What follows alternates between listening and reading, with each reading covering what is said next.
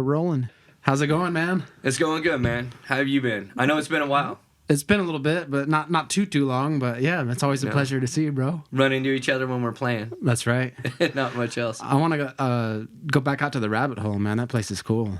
We need to get you guys back out there again soon. I know we're going to be doing some more stuff here pretty soon out there. Well, I say we, but it's really Scott and Amanda and all them. You know, it's their place. I just get to be a part of it. So that's super cool, dude. Yeah, it's a lot of fun there. You know, I'm kind of spoiled. I get our rehearsal place and then that one, and you know, and then we've been pretty lucky this last year because it's a new year now. It is a new year. It is. We got to stack a bunch of gigs up down in El Paso in a row and played a bunch of shows down there and with Burning Sunday, and it went over really, really well. We got to do another show with Raven. And, hell yeah. And that was a phenomenal show. Again, because that's the second time we've played with them. When they knew they were coming back, they actually asked the venue guy to go find us. Right on. So he remembered us from the last time we played with him, so that was cool. Sick. Yeah, and played with a Black Sabbath female tribute band at the Rave, which we had never played that club before. But it's a phenomenal club. The sound system is great. Granted, we did have Eddie Razor running sound that night, so that was, you know, kind of awesome. Right. And but they had a digital screen behind us, and so you just bring your thumb drive, and then they put up your logos and whatever behind you during your songs and all that stuff. So that was sick. Yeah, that was actually pretty badass. That is freaking cool, man. And then the chicks from Mistress of Reality were phenomenal, man. Great band, and just a lot of fun to hang out with and have a good time. So. And they do Sabbath covers? Yeah, all Sabbath and Ozzy. So she does both. She calls herself Madame Osborne, and then she's the singer for Mistress of Reality is the name of their Black Sabbath tribute band. Sick. It is. Female drummer, female bass player, female singer, and they had a dude on guitar this time. I guess their other guitar player wasn't able to make this trip, but he was really good. He's ripping, huh? Yeah, he was really good, man. Ripping player, dude. Fit the spot really well. Was even playing SGs all night. Perfect. So, yeah, so it made it feel a little more authentic, you know. Yeah. So. Tony Iommi. Yeah. Yeah, man. Yeah. He's got the fuzz, dude, and he's got really good melodic passages that are like they're hooks, you know? It's like this evil, wicked, but really soulful like sound that he has. He's definitely the riff master of riff masters, you know? I mean, they talk about, you know, we all know, you know, James Hetfield and his riffs and Scott Ian and all that stuff, man, but there's something about the godfather of metal, Tony Iommi, and his just incredible riffs, man. And he's been doing it for so long. Oh, man, yeah. You know? It's just, phenomenal. And missing some digits, you know, the tips of his digits. So yeah, he's got, like, thimble tips and stuff. Yeah, he made them. He made them himself. And dude, yeah. Without a hitch, keeps going. Keeps going. Fuck yeah, man. Yep. Phenomenal, man. And he really does such a great job with, like you said, his tone. It is fuzzy, but yet it's like defined. You still hear every note. Oh, man. I had when I first got my car, it had a tape deck still. It's an 02 Corolla, the very, very base model. Right on. And it came with a tape deck. And I'm like, this was when I was like 17 or something. So the thing was like to have a car stereo, you know, CD and bumps in the trunk and all that CD player. Sure. But like, and I was always like, yeah, I'll upgrade. But I didn't for the longest time. I just had a tape deck still. And so I busted out all kinds of old cassettes. But one of them was a Sabbath. I forget which one. I don't know if it was the actual album or Greatest Hits or something, but it was like, had NIB and War Pigs and Sweet Leaf and... Phenomenal. Yeah, all the good stuff, man. I used to jam that a lot, so I had like rekindled my love for Sabbath because I was into it as a kid too. Because my dad always showed me all this cool ass music, you know, good rock and roll and stuff. But Yeah, the Sabbath, man, some good shit. Yeah, I was lucky. I was raised that way as well. I always had great music around me, and you know, I started playing when I was really young. Though I should be way better than I am. I started when I was 5, right? Right. And so my dad got me a we guitar. all feel that way, by the way, too. We all should be better than we are, but yeah. I truly feel that, and I work at it every day to suck this bad. So, you know, hopefully one day it'll all click and it'll just be like, yay. But I mean, you know, I do put a lot of effort into it, you know, and but yeah, I started when I was 5, and my dad bought me a guitar when he found out I wanted to play, because I saw a Kiss concert on HBO, and I saw Ace Frehley, and I went, I want to do that. Oh, damn. And I didn't know that I had a bunch of musicians in my family. And when I saw that and told my dad what I wanted to do, he got me my first guitar when I was 5. And he showed me the chords he knew, which he said took about 15 minutes. And then I've been playing ever since, man. So yeah, I've been pretty fortunate, you know, to play the shows that I've played and to have the career I've had. I've been really fortunate. So that's cool. You know what, man? Like, you've always kept it going, which is cool. Like, I don't know, through thick and thin. Like, you're an artist. You know, you created a thing, you know, from just scratch, you know, and stuck with it. And I don't know, it stood the test of time, man. It's always been the coolest thing to me, is people that just like keep it rolling, and like no matter what, you know. This one's definitely been the longest, right? Burning Sunday has definitely been the longest band I've been a part of. That's for sure. You know, but like I said, I've been fortunate. You know, I was in the Rubber Band, which later became 4, and that was really good. You're gonna have to state that again for the listeners. It was your first band, and it was called. It wasn't my first. Not band. your first band. Not my first band, but I was in the band called the Rubber Band. That's and excellent. Yes, we actually had a T-shirt with rubbers on it, with condoms on it, playing instruments. And I was trying to work up a deal with. I was going to try and work up a deal with like one of the condom companies, and that way we could just throw rubbers out at the crowd. You know, yeah. Promoting safe sex, right? Perfect. Exactly. The Rubber Band. The Rubber Band. And when we went, we got a record deal. And when we went into the studio, the manager of the record company didn't like our name, because back in the day there was the bass player Bootsy Collins, and he had a band called Bootsy Collins and the Rubber Band. And so instead of them letting us define it as just the Rubber Band, not Bootsy Collins and the Rubber Band, they thought, you know, they didn't want to deal with any kind of controversy or anything whatsoever. Sure. So we changed the name, and that's where it became 4. Literally 4. Just the number 4. And that's cool too. That's man. all it was. Yeah, hell yeah. And we did that for a while, and then that split apart, and it became 2 totally different bands. You've got, you know, Aggressor and Burning Sunday now. So excellent. You know, we ended up with 2 really good bands out of the one. So awesome. And you know, you guys still grow together, work together, and play together, and it just like circles in and out. You know. So yeah, I mean, we had a little rough time for a little while there, where it was kind of competitive.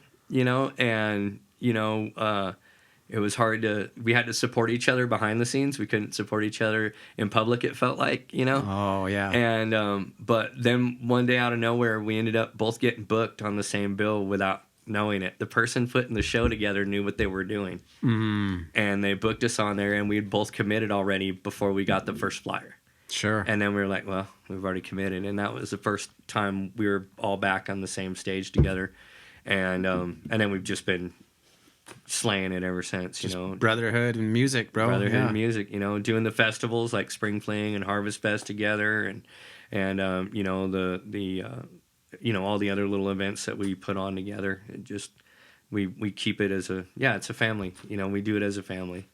So that's badass. Yeah. So how did all that, like the Spring Fling and Harvest Fest and all that, come about? Is that something that you guys formed? Well, so funny enough, we got invited to the first one. Like the first Spring Fling? First Spring Fling. And I really liked it. I thought it was a really cool concept and everything. And it was out at the Horror Hall. And the Horror Hall at that time was just barely getting started, right? So There wasn't a whole bunch, but it was really neat environment, had a great vibe. Yeah. And when it came fall, I wanted to put together another event because we were trying to get, good support at home. We had great support out on the road. We could go to anywhere in the Four Corners area. We could go out into Texas. We could go all over the place, and we had incredible amount of support. And when we would come home, it would be like, Just bone dry, not much of a scene. So we started trying to get the scene back going again. So we started we put Harvest Fest together. And then the person who originally put together the first event, he kind of got involved with us on the first Harvest Fest. And then after that, he just kind of pulled away from it. Right. And then we've just kept it going year after year after year after year after year. We did have to cancel, of course, last year's. Oh, yeah. Because the governor was threatening some pretty hefty fines, and we didn't want anybody getting sick for one thing, but we also, none of us could afford the fine. Yeah. Right. If it ever happened, we couldn't afford it. So. Yeah. But you guys did the live stream. We did a live stream. Now instead. that's cool as shit because that's a pretty forward-thinking thing, and that's like relatively new. I mean, not super new, but it became really big during the pandemic bullshit. It did, and we did a few. But I can tell you, it was definitely different because we were in our own rehearsal space. We had on the first one we did anyway. We were in our own rehearsal space, but we did put the lights up. But there was only, the lighting person, our sound person, and then my buddy Sean Ward, who's, also helps out with guitar tech and stuff like that as well at the time. That was it. That was all there was. So shout out Sean, by the way. He's a great dude, man. Sean Ward is freaking awesome, man. I'm lucky enough now. I'll tell you more in a minute. I'm playing in 2 bands with him right now as well. Right. Yeah. So that's pretty cool. But yeah, so that for that live stream though, we're trying to capture that live in concert energy with 3 people. Mm-hmm. You're playing to 3 people, and you're hoping that there's hundreds and more on the stream. You never know, yeah. But you don't know it, right? Yep. Because you're streaming it, and you can't be looking at your phone while you're trying to play a concert, so you don't know what's going on. You just deliver and hope for the best, Yeah, and you caught it, which was cool, because you even had some comments about it, about the fact I should cut a hole in the wall and put glass in there. That way I can look like I'm in a fish tank or something. Oh, that's hilarious. So...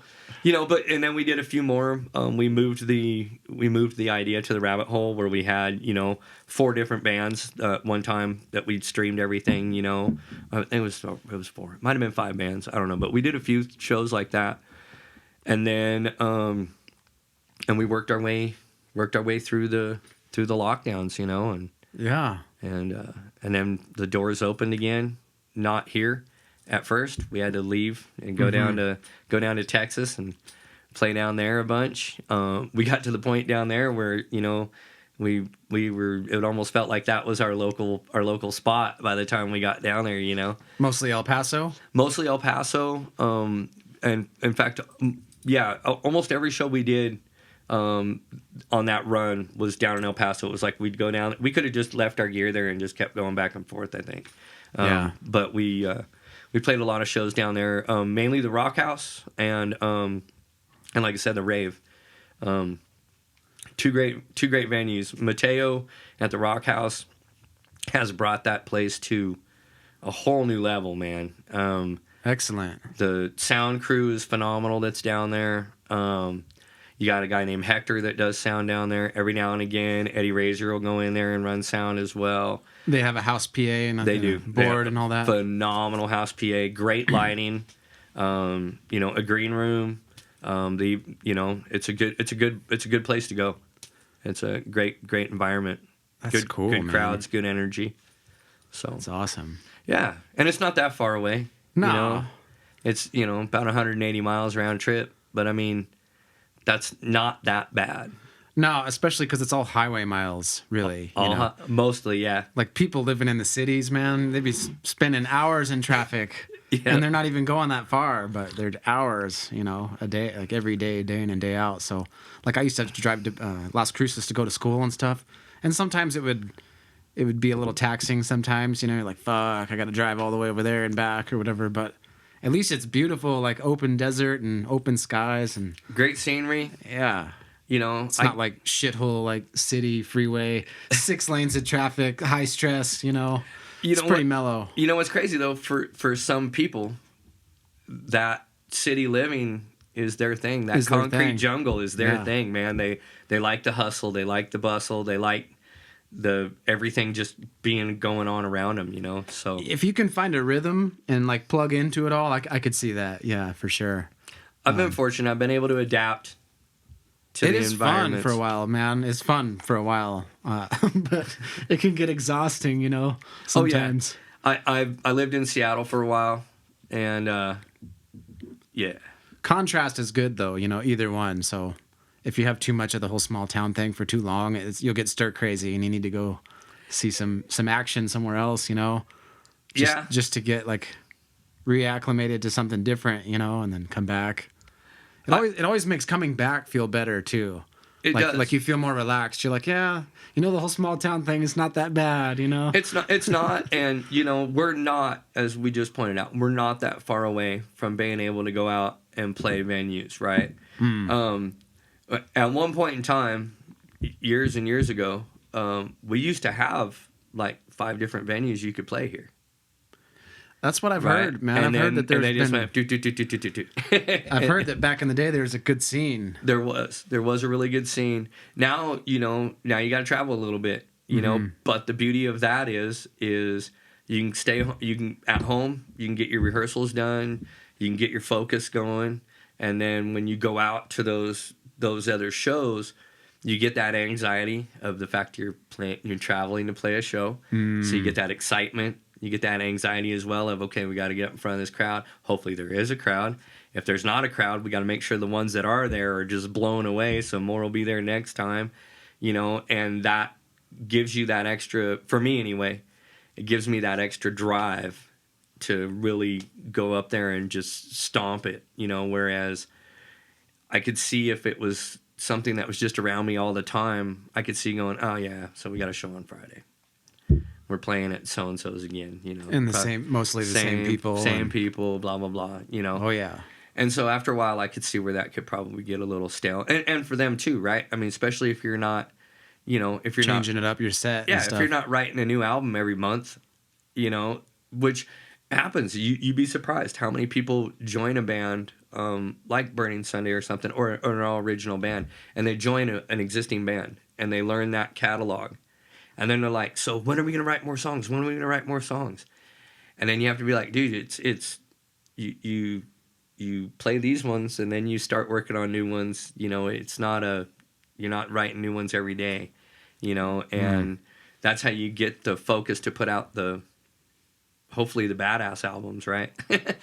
not just the same album over and over, right? You know, and so yeah, I've been, you know, we've been doing good down there in El Paso. I think you would like it down there.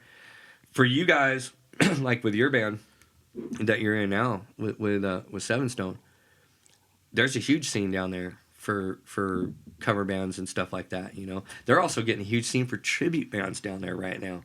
Huge scene, right?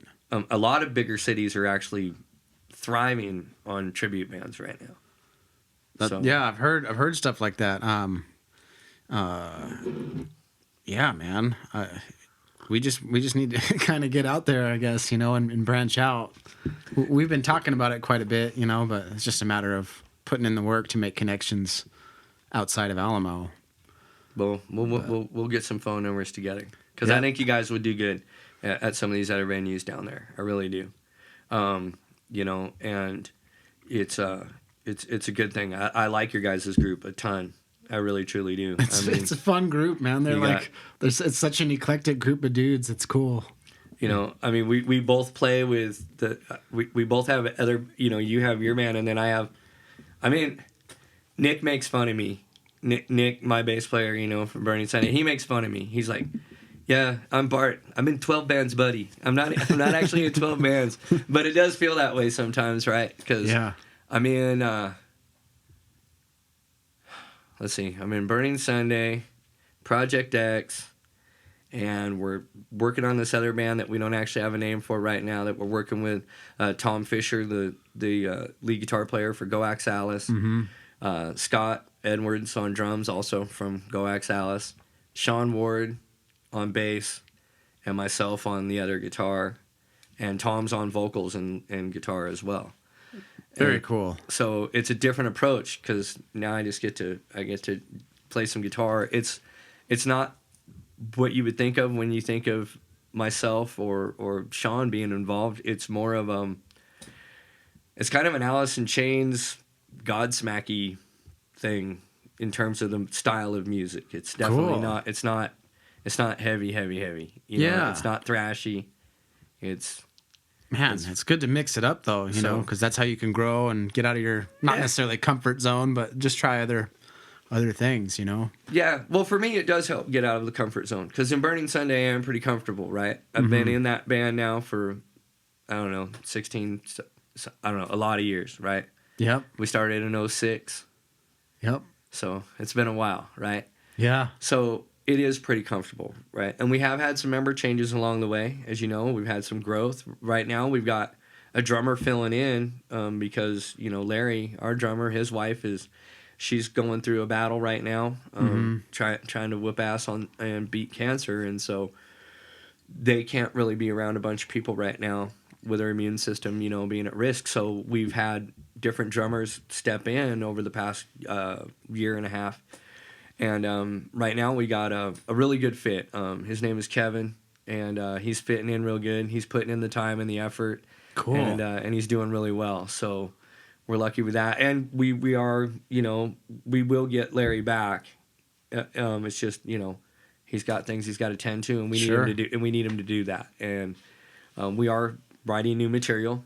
We're working on another album already. I realize our last album just came out in May.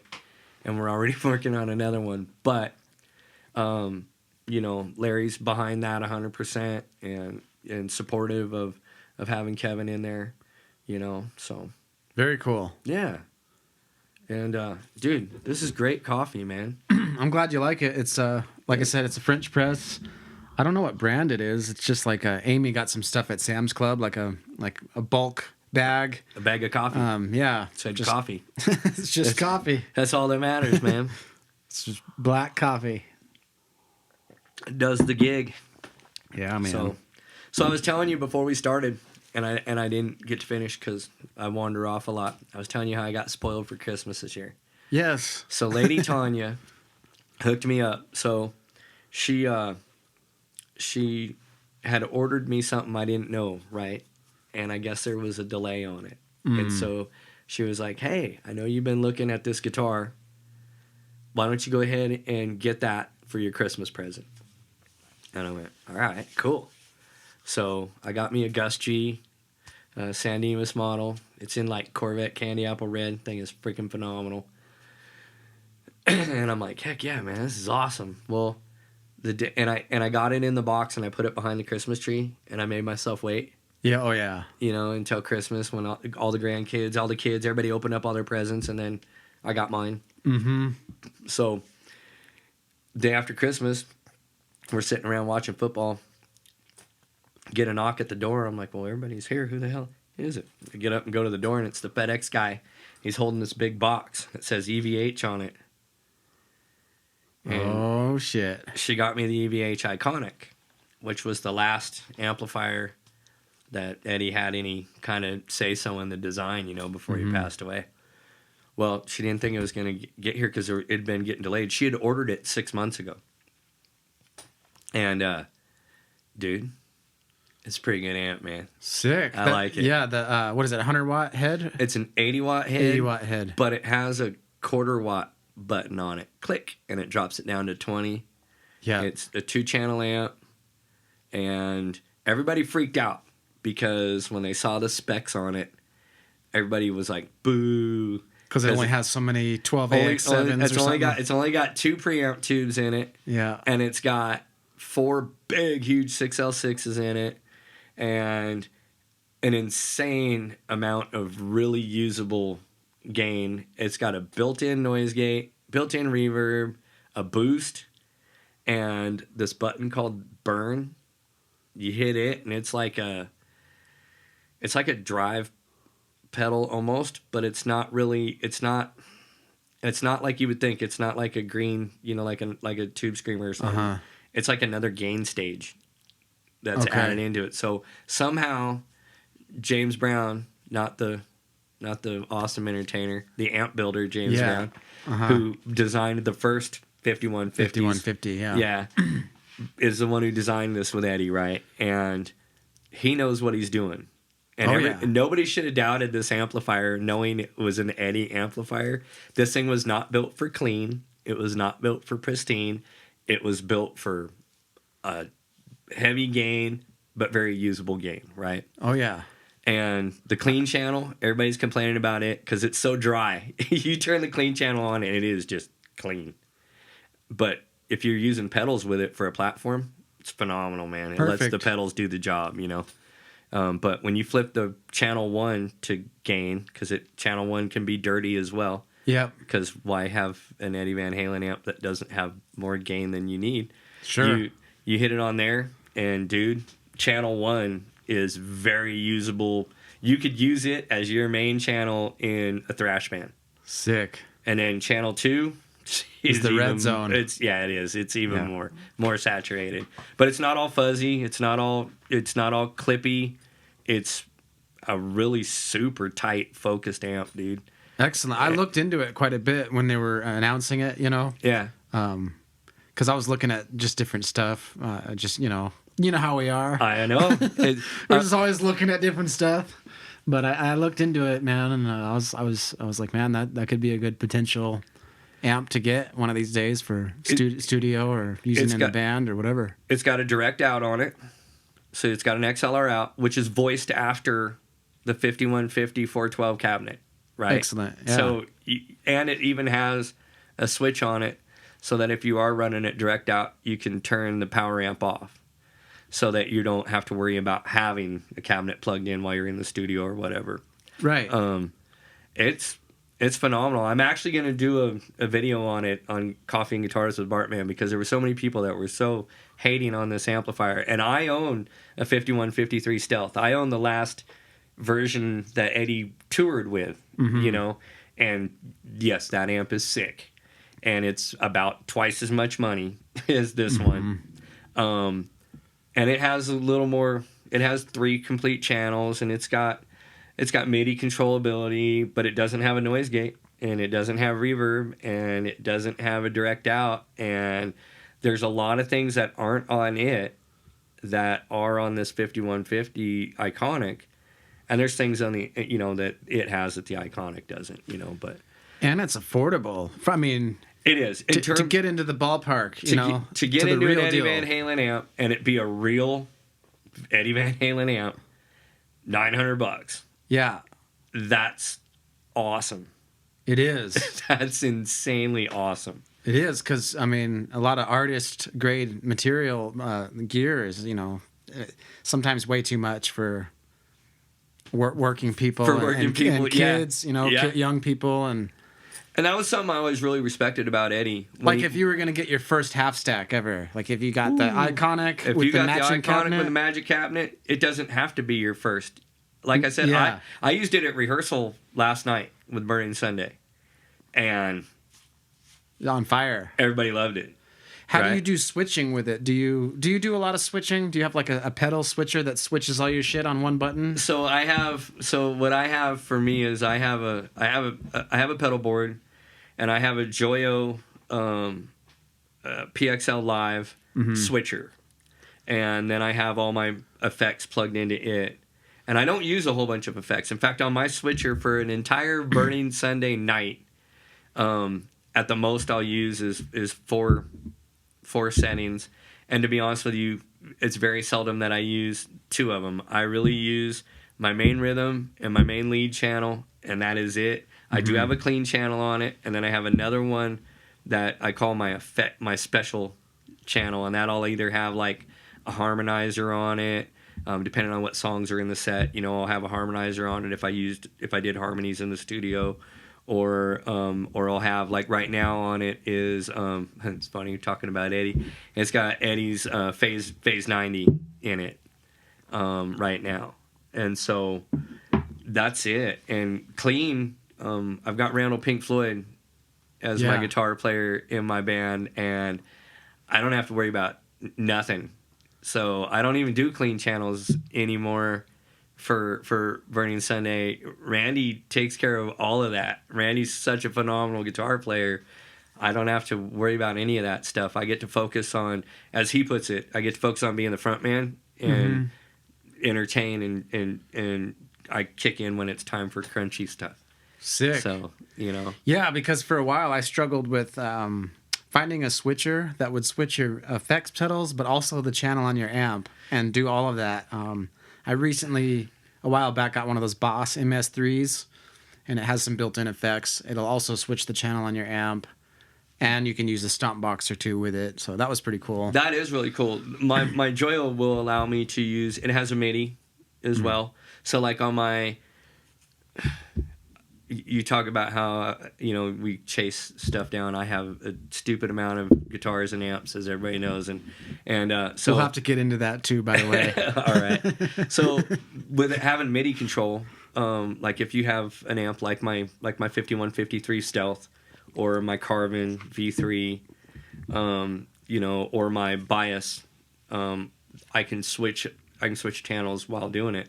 But also on that Joyo, it has the ability to use quarter inch out and switch. So like if you have an amp that's only has the relay, the one button on, you can actually set it up that way too, so that when you hit whatever preset you're going for, it'll click it over for you automatically as well. Yeah. So you just have to learn how to program it. That's the trick. And the funny part is obviously a Joyo is not made in the good old United States. Right. And the manual is thinner than a piece of cellophane that a cigarette pack would come in, right? Yeah. And it's in upside down Chinese. Yeah, and it's in upside down Chinese. So I actually had to go through and watch a bunch of YouTube videos and figure out how to do what I wanted to do. And what I kept finding out is that those videos were like, an hour and a half long, and it would take me that long to find the 2 minutes I needed to get to where I wanted to just do it. Like, people would be busy explaining what MIDI is and what the zeros are and the ones are and all that stuff. And I'm like, dude, just how do I switch it? What buttons do I push to make that work when I'm switching up my hand? That's all I want to know. Yeah. So a buddy of mine named Travis, he actually got one of those switchers. And then I had to remember how the hell I programmed mine. And so after I got done watching the stupid videos again and writing down the parts I knew I needed, he was like, dude, you need to make a video on how to do it, just what needs to be done, the cut and dry. Hey, if you're using MIDI and you're wanting to switch your channels on your amp and have effects, this is how you do it. I know exactly what you mean, because even with that Boss MS3, the manual is very clear, and it's a Boss. I mean, it's good stuff, reliable stuff. But even sometimes, I was trying to get it to work with Keith's amp, one of his amps. He's got an EVH 5153, the Ivory one. The Ivory one. Yeah. And it's a 3-channel amp, so it's not just an on-off click. You have to do it via MIDI. And I had to, same thing. I had to really hunt down through the internet to try to figure it out. And eventually, like, we spent like an hour or something trying to do it one day, and then I was like, we kind of got to a point where we got some of it to work, but not all of it. And then, then I came back for like a second session, and in between, I was like determined to figure this out, so I could get it to work for him. And then, so see what you and me need to do. We finally got it to work, but you need a concise video. So now that you know how, what we can do is we can sit down, we can have amplifier day. Yes. At Coffee and Guitars with Bartman, and you and me can have amplifier day and pedal board day. And not only can we show people all these cool amplifiers and what features they have, we can show them how to set up these pedal boards and the cut to the point. Because that's practicality. Like, if you want it to do this, here's how to do it. Yes. Because there's only so many things you want a switcher for. Yeah. Exactly what it's supposed to switch and, change channels and just like that. And I appreciate the guys who do break the in-depth stuff about it, because they've put the effort into it. They've got the brain power to do it, which is awesome. And I understand that stuff too. But I am Irish, and I thought about it. Why isn't it done? I have that mentality, right? So I don't want, there's days where, yes, I want to sit there and absorb all that stuff. And there's other days where I'm like, look, dude, seriously, click this, hold this, wink twice, and then hit that. Is that how it worked? That's all I want to know. That's how it should be. That's right. Yeah. So I'm going to work on that. But yeah, dude, I'm glad you're using that stuff. I'll stop tapping. I just needed to stretch out my leg real quick. Because I'm tapping the floor. I realized it because I heard myself kick the table. No, you're good. So, yeah, man, I've been asked to bring coffee and guitars back, and was that a YouTube channel? It is, and I'm also doing it I'm linking it to Facebook at the same time. Sure. So what I need to do is I need to get with someone like you that actually knows how to make a higher quality program to where the audio is good and the video is good. Mm-hmm. And then that way I can learn, and then I can make it something useful for everybody, whether it be hanging out with, you or other guitar players, doing rig rundowns. I really want to do rig rundowns with people, have them over to the Burning Sunday rehearsal studio, bring their rig. Yep. Set it up, make a bunch of noise, and then go, hey, let's sit down, have a cup of coffee, and let's start talking about your rig, and your band and your music or whatever, I love content like that, It's really interesting, the inside scoop on philosophies of whatever, music or whatever it is, but especially those rig rundowns. And I like the rig rundowns too, because you find a lot of people that don't use the stuff you would think they would use, right? Like you were saying, there's some artist gear that you really want because your favorite guitar player is playing that gear, right? So you're like, oh, I gotta have it. I'm gonna sound just like him, which that's never gonna happen. No. But you don't know that when you're trying to buy it, because Right. you're convincing yourself that you're gonna get that rig and you're gonna sound like your favorite guitar player, right? And you forget, even if you're a recording musician that already knows, you already know that you're not going to sound that way. You still want to build yourself up to believe that it's worth going and buying that because, well, it's his and I want to have it, right? And but I am a tone chaser, dude. I will always be. Always. I do have a plethora of amplifiers. Yes. And speaker cabinets. I have a ton of speaker cabinets. I didn't know for a while, but I mean, speaker cabinet is a huge part of your tone.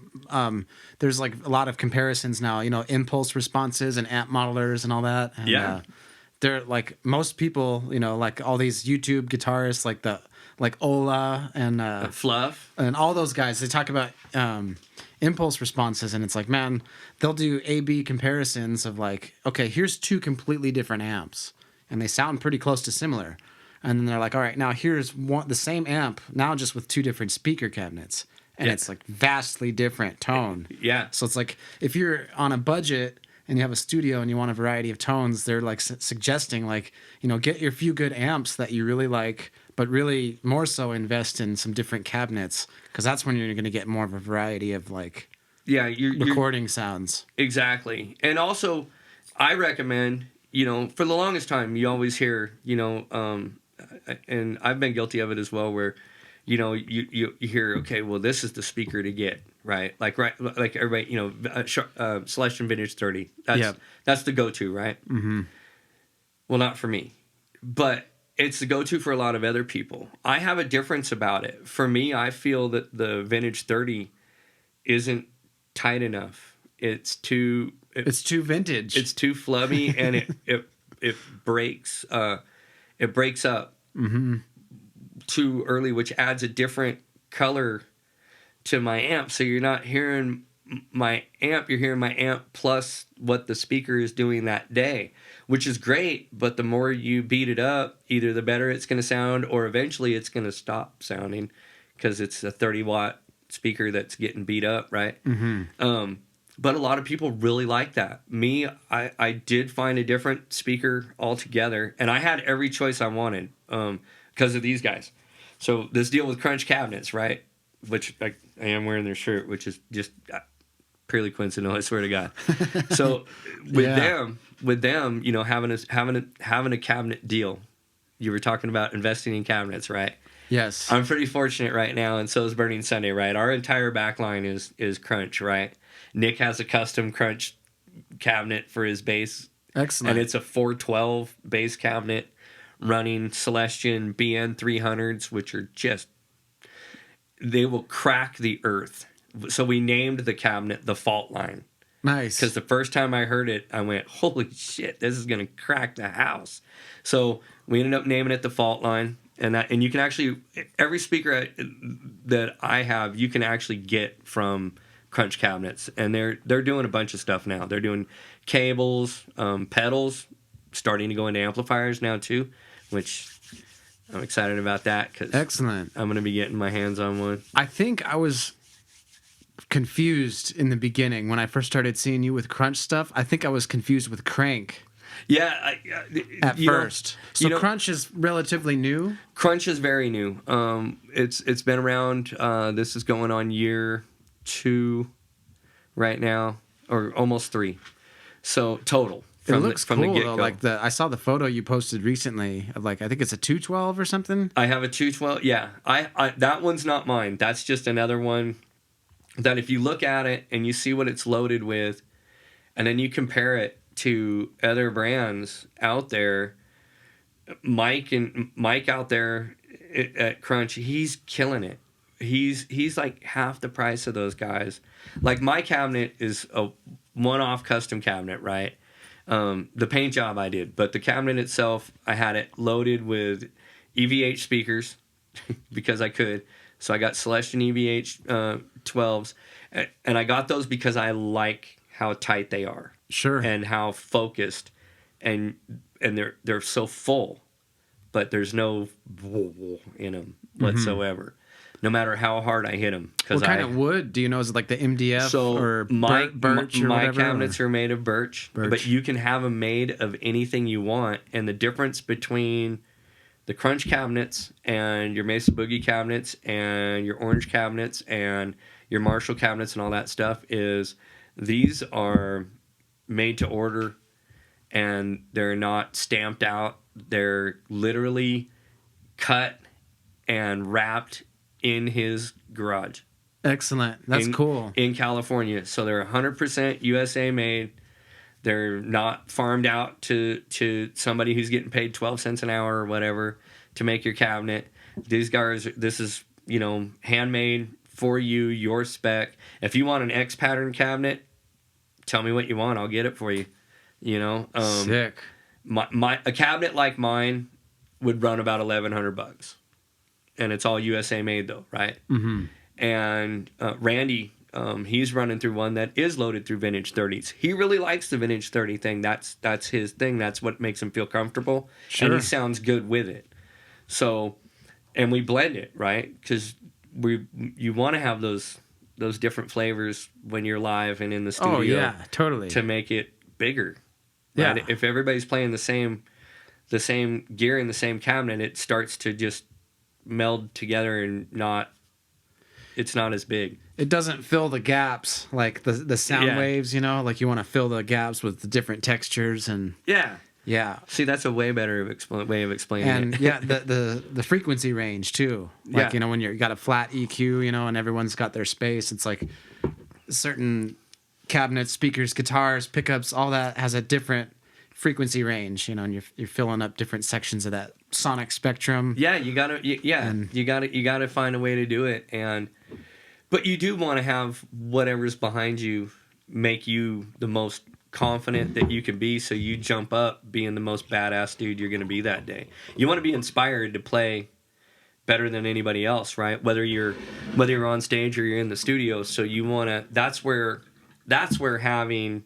sometimes having a Nike, brand shoe or whatever, you know what I mean, or your Vans or whatever, or your Orange amp or your Marshall or whatever it is that just makes you smile and inspires you to be the best that you can be that day. That's where sometimes I think the brand can help certain people. Other people, the off-brand is what inspires them, because they're like, I'm going to take this piece of shit right here and I'm going to show you how it's done. Yeah. Right? And I got a blues guy, Catfish.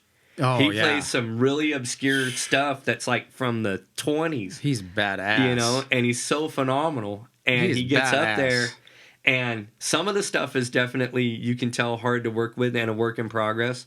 I remember one time we were doing sound and he was up there playing, and he had these two microphones, one like more modern one, and then one that was like a ribbon microphone from like the 40s or something, some radio station or whatever, and they were fighting each other. You know what I mean? Phase cancellation. Yeah, they were having a rough time. But apart, I'm sure they were phenomenal. You know what I mean? Yeah. And his amps are really cool that he always has, and and so there's certain people out there that can just go out there and do it, and get inspired by going, I don't need your EVH, or I don't need this. I can do it with what I've got. And to me, that's really awesome. I like both. I like whatever's going to make you come out and put on the best performance you can. Yeah, to have your gear like reciprocate that feeling that where you're like, you really are satisfied with it. It does make you play better. It does. It really does. And knowing when you turn it on, it's going to turn on. Yeah, that's huge. Reliability. That's huge. Reliability is a monster thing, right? Yep. And so, I've gone through amps and rigs where, the dollar amount was stupid and the performance was horrible. Mm-hmm. And so those don't, I get rid of them. Yep. I keep the ones that I know I can rely on, and and that's the way to do it. Yeah, man. We need to do a song together. We're going to do that shit. Let's do it this year. All right.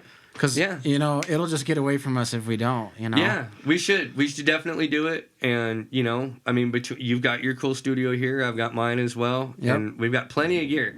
Oh, yeah. Plenty of gear. Yeah. Yep. We'll have some fun. We'll like set up some rigs and find out what works and just write some riffs and come up with a top line and figure out drums and bass and all that shit. And I have software already because of I use a lot of times live. I use my bias amp, which freaks everybody out because they're like, oh, a fake amp. It's not a fake amp at all. That thing sounds just like my studio, but it's 5 pounds and it's this big and it's 300 watts and it's insane. Well, those things are great, man. And I can put several different amplifiers in it, so I'm not using the same amp and changing channels. I can literally have channel 1 be an orange. I can have channel 2 be an Engle if I want, or whatever I want it to be. Mm-hmm. In my case, I've been able to use mostly the amps I own, but I was able to learn their software and I was able to design my own amp. And that's actually what I use on my albums, is a designed amp. I don't even use my... You go through and pick the power tubes and preamp tubes and all that stuff. Yep, the transformers and the gain staging, and go in there and dial it in exactly how you want, and then I can take it with me anywhere in the world.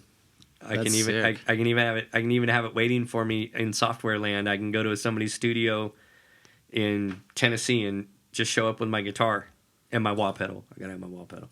Yes, but and then we're in business. My tone's already there.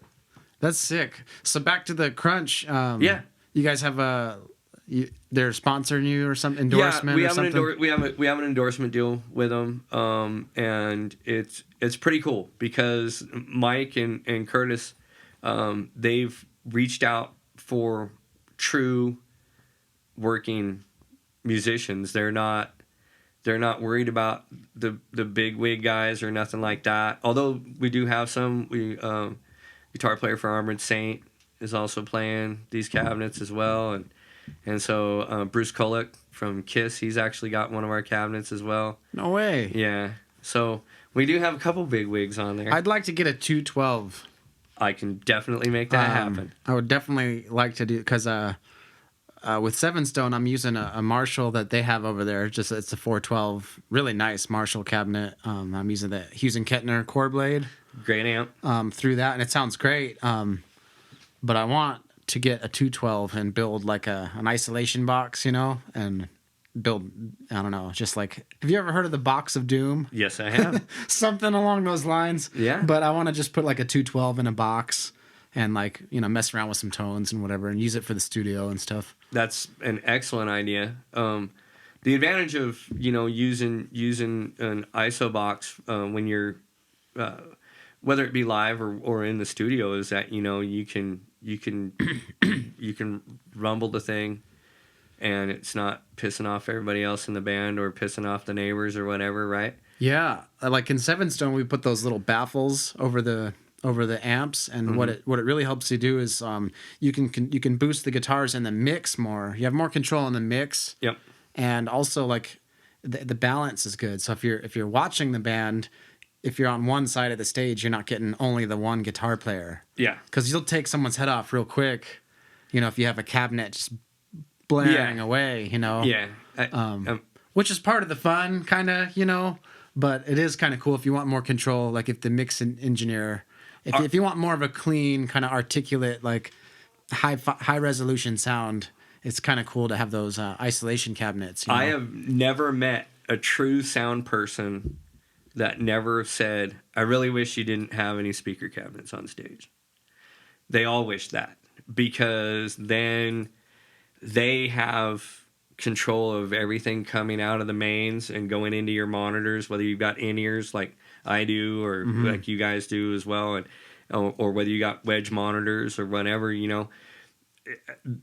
they love that because it's so much easier for them to match you with each other and make it right for the room. Whereas if you're sitting back there and you're, got your 2 full stacks and, you've got them cranked up. Well, I'm down to one 412 cabinet now, but at one point in time, as you remember, I did run through 2 full stacks. Sure. Right? Oh yeah. And so, it's hard for the PA itself, depending on the venue, to even compete with that, right? And it's hard to convince a guitar player to turn his amp down because the first thing they say, including myself, well, that's my tone. Mm-hmm. It's got to be that loud. Or they get smart ass like me. I'm like, well, my amp wasn't made by NASCAR. My knobs don't go left. They only go right. So it's either going to get louder or stay this loud, whichever one you want. But, and so with having the ability of being able to run quieter, that's great. We have talked about running a silent stage and just having everything up there for looks, or putting the side skirts up so you can't even see anything. Yeah, or even throw a cabinet back there and keep it somewhat lower, just so you have some stage feel and volume, but you get your main source for the audience comes from the mix. You know? And we've thought about like going totally silent like that. I mean, we're fortunate. We've got a lot of really good equipment in terms of like we have an Alesis Strike Pro kit. So like when we're recording, we actually use that because we've captured our acoustic drums the way we want them. We've already captured them on there, but we can record with the electric kit, and then that way it's just easier to get everything. If you need to take a break for a month or so in between tracks, it doesn't matter because you're not having to go, okay, well that mic is now this far over from where it was. And tuning the drums. And tuning it again, and things happen, right? Mm-hmm. With this, everything's already in there, and it's great. So we've thought about running a silent backline before. I thought I was going to be the hardest one on that, and believe it or not, Randy's actually the tough one holding out on that. He still likes having his 412 back there, nice and loud, So it's part of it. But with the technology we have, like having the bias amps and whatnot, we don't need a speaker cabinet because they're already in there. I mean, when we run the bias amps, we don't even mic our cabinets on stage. We're running direct out because it's the exact same 412 I used in the studio for me, or in the same one that Randy had, same one Nick had. Everything's direct at that point anyway when we're playing bigger shows. So the 412 cabinets are really there, like you said, they're for stage presence and end up usually aggravating the sound crew. Right. Because we still turn them on and we still crank them up. Yep. Yeah, the only thing that it does, in my opinion, that's kind of not necessarily negative, but it's just if you're on one side, you're getting, one guitar player just, Yeah. and you're kind of missing the picture of what the other guy's doing sometimes, Yeah, and you guys have got that balanced out really well, And of course, we're trying to do that kind of, like our covers and stuff, we're trying to play it, as close to accurate as we can, and also we want to sound good and not be like too loud or too quiet. We want it to be like, to where everyone can hear everything. And that's something that you guys have. That's I don't know what that was. I don't either. What did I do? Oh, I know what it was. No We're big good. deal. Yeah, Was it your we're flask? good. It was my empty flask. So that's one thing you guys are really good at. Is you guys when I go watch you, part of being a cover band that's in a bar is being entertainment, but also being in the background where people can still have conversation and stuff like that. You go and see us play, there's not much chance for conversing. It's not exactly easy listening. It's like you go there for the rock show. You go there for the show, Yeah. and hopefully you remember to bring some earplugs, because it is always loud, and but it's a different experience. Yep. You guys are very precise with your covers. When we do a cover, we're not actually doing a cover. We're remaking the song. Yep. Like the few that we've done are definitely not passable for the original by any means whatsoever. Mm-hmm. But you guys have a really great. Yeah, you guys have got it down pat, man. It's part of the fun. And I was never into that, like, just to do the cover and like do it as close as you possibly can, to the original. Like that wasn't my thing for the longest time. But I was playing guitar with Keith for a good long time, and he had mentioned a few times, like, man, you maybe come play with us or whatever. But I just had too much stuff going on, and like, it's just hard to like commit to something and like you don't want to flake out, and you want to give them 100%. And Sure. So I was kind of like, I don't know if I should do this, but it's been really long story short story long. It's been really good. It has. For me, because it's like, it holds you accountable. You're like, I have to learn this song because next time I show up to practice, like I gotta know at least some of it. That way we can start playing it together. And then the next time, it's just what I would do throughout the years is I would learn a piece of a song and then never learn the rest. Right. And then I would know the main riff or something. Right. But I would never learn the song in its entirety. And now I have to learn the whole thing. We have to be able to play it from start to finish, and that's been really good for me to like grow. Well, see, that's not uncommon. So back in the day when we were all growing up and stuff, or when I was, you would learn the main riff of a song or a part of a song. I mean, sometimes, yeah, you'd learn the whole thing or whatever, depending on your band situation you were in or whatever, you'd learn the whole thing, or how inspired you were by that song, or how easy it was to learn. Mm-hmm. You'd learn the whole thing. And now what's happening is a lot of people are following what technology has done. You're learning the thumbnail or the snippet of a song, right? So when they post up the new single, you're getting the hook, right? Yep. That's what they say in the rap world, right? You're getting the hook. That's right. Which is the chorus in real world. You're getting the chorus and the main lick, right? So like everybody, when the Metallica Black Album was circulating real hard, everybody learned the intro to Enter Sandman. Nothing else in it. Right. But everybody could do that intro, that wonderful Kirk Hammett intro. Everybody knew it. Yep. Right?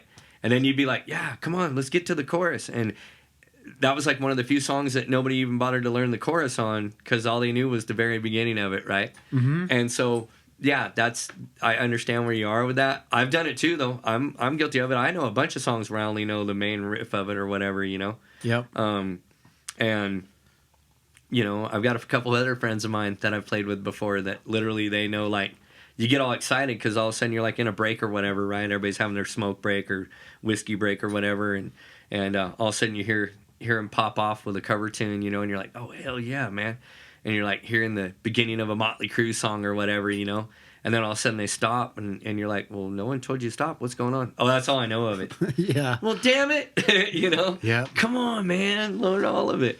Now, it is a good way to learn, like to take bites out of it, you know, and to learn the part that's like maybe your favorite part or the part that you can get under your fingers.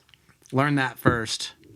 Like I'm learning Cliffs of Dover, you know. Ooh, I'm trying to Johnson, learn. dude. Wow. Okay. But like from the very beginning, he's got this opening lick. The opening lick that sounds, and it's somewhat advanced, right? It's very advanced, and it's got a like a popcorn feel. Yep. And not like pop music. No. But it's got like a popcorn feel to the rhythm of it, but not the drums and not the bass. They're all rock solid. But that intro guitar lick to Cliffs of Dover, yeah, dude, it's like it's bouncing. The whole thing has got so much movement. So fucking awesome. But I was like overwhelmed, you know, because I'm just like, yeah. You look at that first opening lick and you're like, yeah, like how the hell am I gonna do this?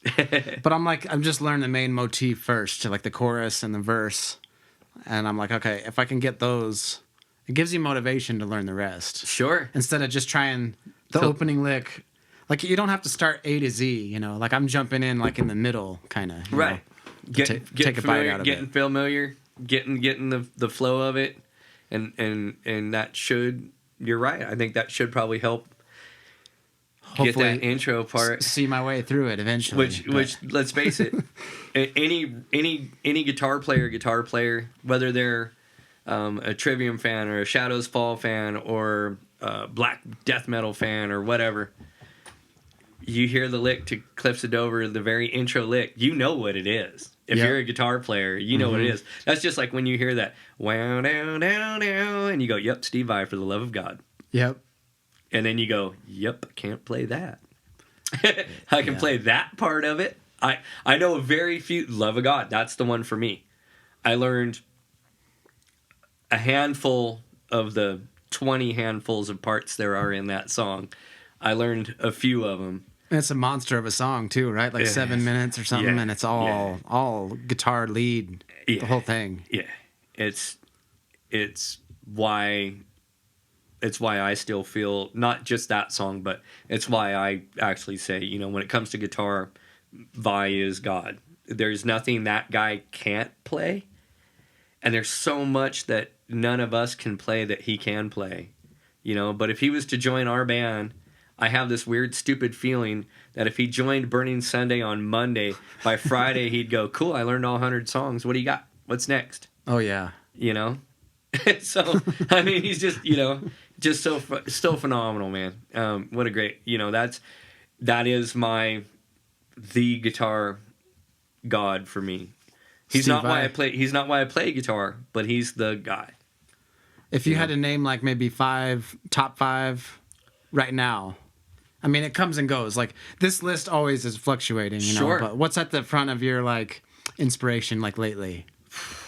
For inspiration-wise, which is going to sound weird, I never waver. Ace Frehley is always a solid inspiration to me, because of he's the reason I picked up a guitar. Yeah. And those early Kiss albums and his solo albums are just so awesome to me. As a rock guitar player, he's definitely up there as one of the most influential guitar players ever. Most guitar players that do what we do will tell you that, you know, Ace Frehley is why I picked up a guitar. You know, that's just the most common answer. Right. So he's definitely one of the most influential. But him, always Vai. And then right now, and has been for a little while, Jason Hook is definitely in there. Is he Five Finger? He was Five Finger. Okay. He's since left. He left right before COVID started. He needed a break, and he just, you know, he was loving the money, loving the life, but he was like, man, I don't get to enjoy any of it, you know. And so working too much, and then literally he stepped back from the band, and like 3 weeks later the world shut down, And I was like, oh man, if he'd have waited 3 more weeks, I don't think he would have. I don't think he would have stepped down. But they got a great guitar player to replace him, so I mean, they're not going to have any problems. Andy James? It's Andy James. Oh man, Andy James filled in for him when he had an operation. Yeah, he had to have an appendix operation or something like that, and Andy James filled in for him. And then when Jason stepped down, they asked Andy to step up and take the place, and so yeah, Andy's another one of those guys. It's just super phenomenal, man. On fire, man. Great player. Corey from Trivium. Yeah. Oh yeah. He's a huge one. And then right now, lately, and it's not because I've got the amps and guitars and stuff, but lately I've been listening to a lot of Eddie Van Halen and a lot of Iron Maiden and a lot of Pantera for some reason. This past like 3 months, I've just been on like a cycle of those bands right now. Man. So, and then we're working on brand new material. So obviously those guys are kind of influencing in there. Like we're actually writing our first songs in B. Cool. So like 7-string? 7-string in B. Well, I'm on a 7-string in B. Randall, Pink Floyd, he's on he's got a baritone. He's got a baritone James Hetfield snake bite that's just sick. That's awesome. It's a flame maple top, purple burst. It's just sick. That's awesome. It's phenomenal. So we've written a few songs now that are going to be on this next project that are in B. Sick. Which is totally different for us because, as you know, we're standard A440. We don't even half step down or drop D, right? So we don't do the half step down thing or anything weird. And so to do this, to jump to a 7-string was definitely just a whole different color, different palette of colors, man. Yeah. To paint with some music. Yeah. Hell yeah. So it's obviously it's. To me, it's a blast. I'm having fun with it, and I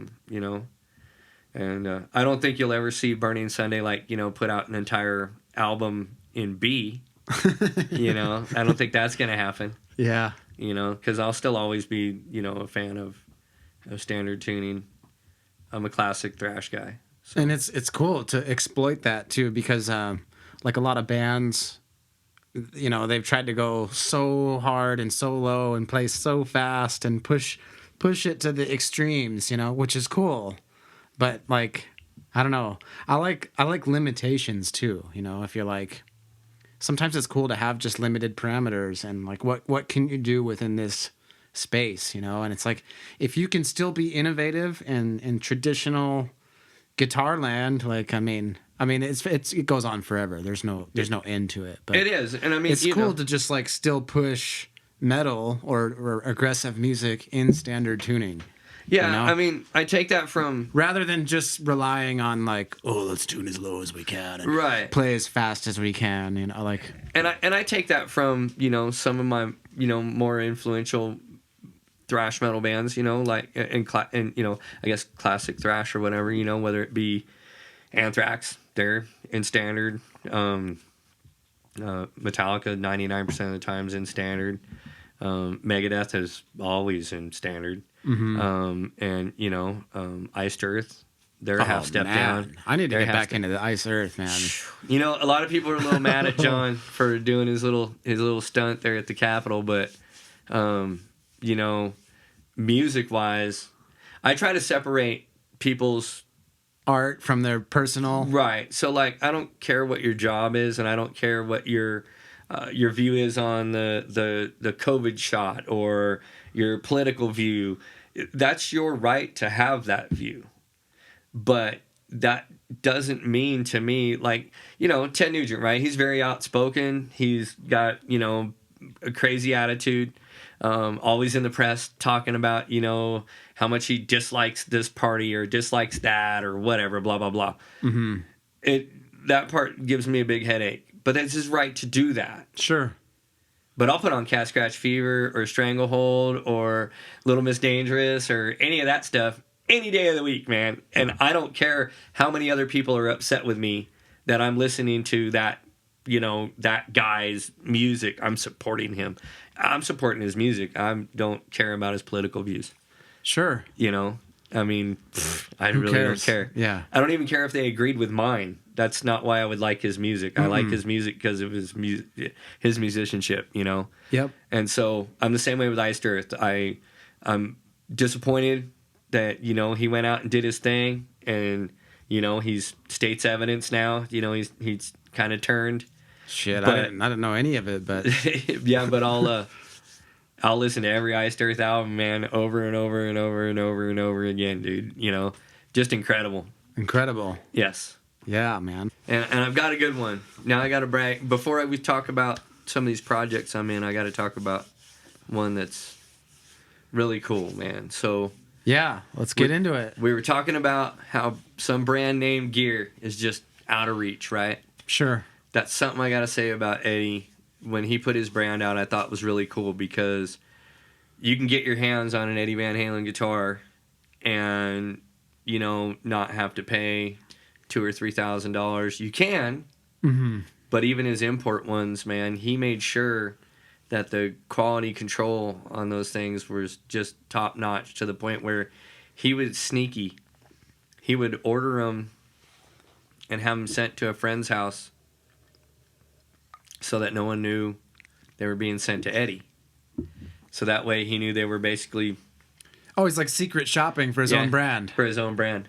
Nice. And then he'd get a hold of it and pull it out of the box and Make sure it was up to Make sure it spec. was up to spec. And he'd be just as willing to go up on stage and play Madison Square Garden with one of his import guitars as with one of his USA made ones. So that to me is really, really awesome. That says a lot, It does. Like Matt Yeah. behind you. He's the same. Dude, he plays Epiphone. That's his signature guitar, Yeah, Matt from Trivium. Yeah, Epiphone. and that's what he plays live all the time. Mm-hmm.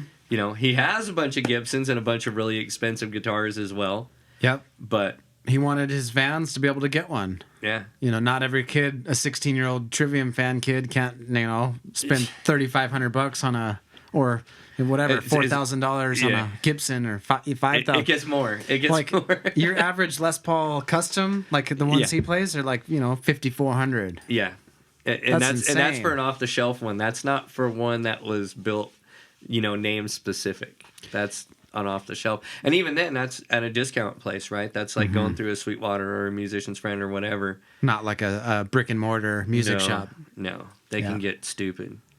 Yeah. Like those beat up ones, the ones that somebody pre-beats up for you. Mm-hmm. And you pay $10,000 for it. Oh, like the Fender Road Warren series and I'm stuff. like, what the hell?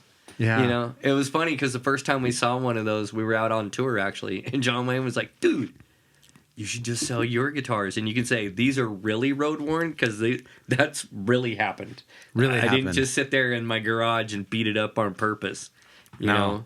It's like pre-ripped jeans, You're like, Who the fuck is paying for that? but it's in style, man. My jeans get ripped. It happens. But I don't sit there and pay somebody to rip them for me. I mean, I can relate. I can understand why someone would like that, but it's just to me, it's like I wouldn't pay the money for the road worn guitar. It's not what I'm into. I can't either. Like, I mean, I have guitars that have definitely seen tons and tons of miles, obviously, as you know. I would buy a used guitar that has been Yes. through hell and that's been beat up or something. But I don't want to buy a brand new one for super high dollar that's just been beat up on purpose. Beat up on purpose, yeah. But all the good stuff has been left alone, right? Like, they don't beat up the neck because, well, you don't want that beat up. But the body's beat to shit. I like the ones that are road worn, and then you see the wear patterns that are on the body, but they're nowhere near anywhere you would actually ever wear. Oh, yeah. Right? Like, you're never going to have a pick there. You're never going to have your bracelet or whatever, on there. Your forearm's never going to be on that part, but yet some reason or another, that part's bare wood now. Yeah, I don't know much about it, but like, what didn't the old ones wear down because they were like nitrocellulose or something? It was a different type of paint. Because now altogether. most guitars are painted in a way where they don't wear kind of like that. They're painted with a polymer paint, and so and that's also because of all the environment stringent laws and stuff, right? Also, but there are, believe it or not, you can still get some Gibsons and you can still get some other guitars where they do have the nitrocellulose lacquer. But and it ages, and if you get it really cold and then you accidentally take it out of the case, like let's say you're on tour in January and you're in the Washington state and it's been riding in the trailer all day, and then you get it out and you take it into the venue and it happens to be 90 degrees on the stage, it'll spider web the finish. Just crackle. Yep. Yeah. And some people think that's awesome on purpose. I remember the first time it happened to me. Ooh, yeah. And I was like, oh, my guitar. Oh, shit. I was so bummed out, And I still have the guitar that it happened to, but I remember when it happened because I was really young. And I was just like, oh, I couldn't believe it because I had the guitar out in the car all day, and I came home and I took it out of the car and I put it in the house, and it was near the fireplace. And I was young. I was probably like 10. And then I opened up the case the next morning to go pull it out and sit down and play before I had to go to school. And the finish was all cracked. It was all checkered. Oh, man. So I was heartbroken for a little bit. And that was on a Fender Strat. Yeah, it was on a Fender Strat. On a 1970 Fender Strat. Wow. Yeah. So let's talk guitars a little bit. Sure. How many? I don't know if you have an exact number. I do have an exact number. I know that you have an extensive collection. Maybe you could give us a number of how many you have and kind of maybe the reason why you have so many. I don't know. All right. If there doesn't even have to be a reason, you don't need to justify it to me, but I'm just curious. So the number is... Drum roll. It's 64. 64. I have 64 guitars 64 and basses. guitars and basses. And basses, yeah. 64 of them. And some of them... Now, here's the thing, though. All of them that I have bought, I play. Right? So I don't buy one to go, ooh, I need that for my collection. I'm going to put that under the bed. Or I'm going to hang it on the wall forever. I do have some guitars that I don't take out live because they don't fit what I do live. Yeah. But... like I have, you and me were talking a little bit earlier about my Jimi Hendrix Strat, right? Yep. I'm not taking that out live. Not because I'm like, oh, I can't take that out. It's because... It just doesn't fit It's not going to play a set of Burning Sunday songs... The way that you would... The way I play, right? Especially when you have other guitars that will. Yeah. It's like a tool bag, It is. And like there's certain jobs where you're like, I don't need to take this particular... tool. It doesn't serve its purpose for the job I'm going to do. Right. And the reason now, the justification part of it is, some of it is just, yes, there are certain ones out there I really have always wanted. And I strive to get those. But there's other ones where I get them and it has a song in it. And I'm able to pull it out of it, and I end up with a brand new song. That's cool. And so, like, my Double Neck Flying V, the very first song I ever wrote on that was the song called Sea of Sorrow. And the second song I wrote on it was Eyes of Tragedy. Sick. And so that guitar had those in there. I mean, I pulled it out of the box that it came in. I tuned it up, and the very first riff I played was actually the main riff in the song Sea of Sorrow, right? That's awesome. And then I was like, check this out. And I was showing everybody the song. And then we're still sitting around, and I've got this guitar in my lap, this monster damn guitar. And we're all, just everybody's talking and passing it around and whatnot. And then all of a sudden I started messing around, and then Eyes of Tragedy came out of it, right? So I wrote 2 songs the same day that the guitar came in with that guitar. So sometimes guitars inspire me a different way. Oh, totally. And for me, it's a good bad crutch, right? So like I can get into a rut where I'm not writing anything new. I'm going through the same exercises over and over again, or I'm relying on the fact that, we have a pretty big catalog of songs, so we can continue to play all those and still rotate them around and it still be fresh. Right.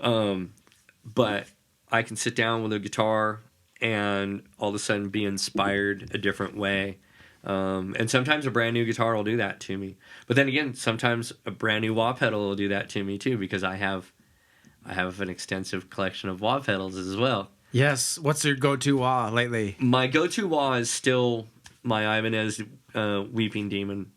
Demon wah. Yeah, that's my main one. And I have a couple of those. I have my main one that's on the board all the time. I have another one that's studio, and then I have one that's still in the box. Nice. So that you've got a backup. I got a backup because I know they're going to stop making them, and then I'm going to be hunting them down, right? So that's something I fear. But I've also got, I have some vintage Crybaby wahs from the 70s. I have the original Crybaby wahs from the 70s before they called it the original. Yes, I actually have the original ones. The original. Yeah, they go squeak, squeak, squeak, squeak. when you're going up and down on the pedal, you can actually hear them squeaking. Not through the music, but you can hear them in the room. Like if you're just sitting there, you can hear it squeaking back and forth. I have an EVH wah from Dunlop. I've got a Zakk Wylde one. I have some Morley wahs as well. Sick. And I have a travel board, a fly rig, if you will. Right. For like when I go off and do the national anthem for a baseball game or whatever.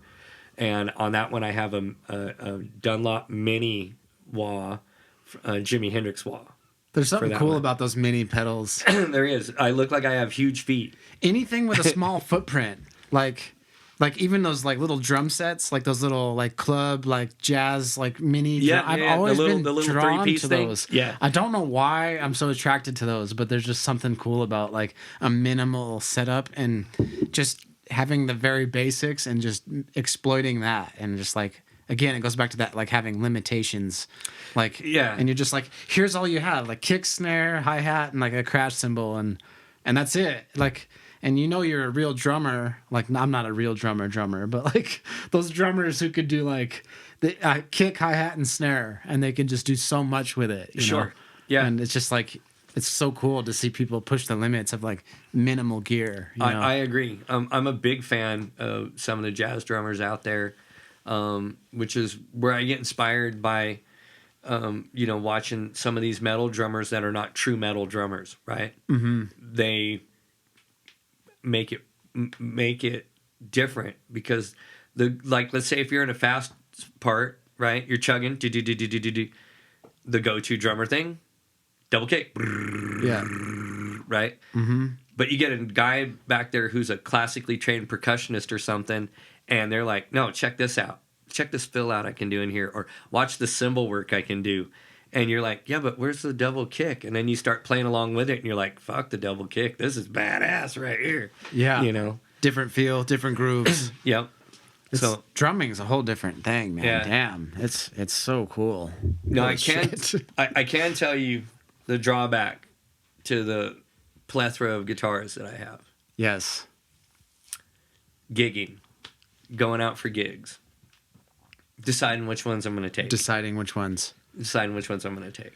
Now, what's your like number one? Like, my number one live guitar, that changes, but my real number one live guitar doesn't get used anymore live, and that's the original Charvel number one. Mm-hmm. That actually stays in the house now. I still use it on albums and stuff. It has one of the very first Floyd Roses that was ever made. It's an all maple body. It's got its third neck on it because the other, I've played it so much that I made it to where you couldn't even refret it anymore, you know? And so holy shit. I used it all the time on everything, everywhere, no matter what.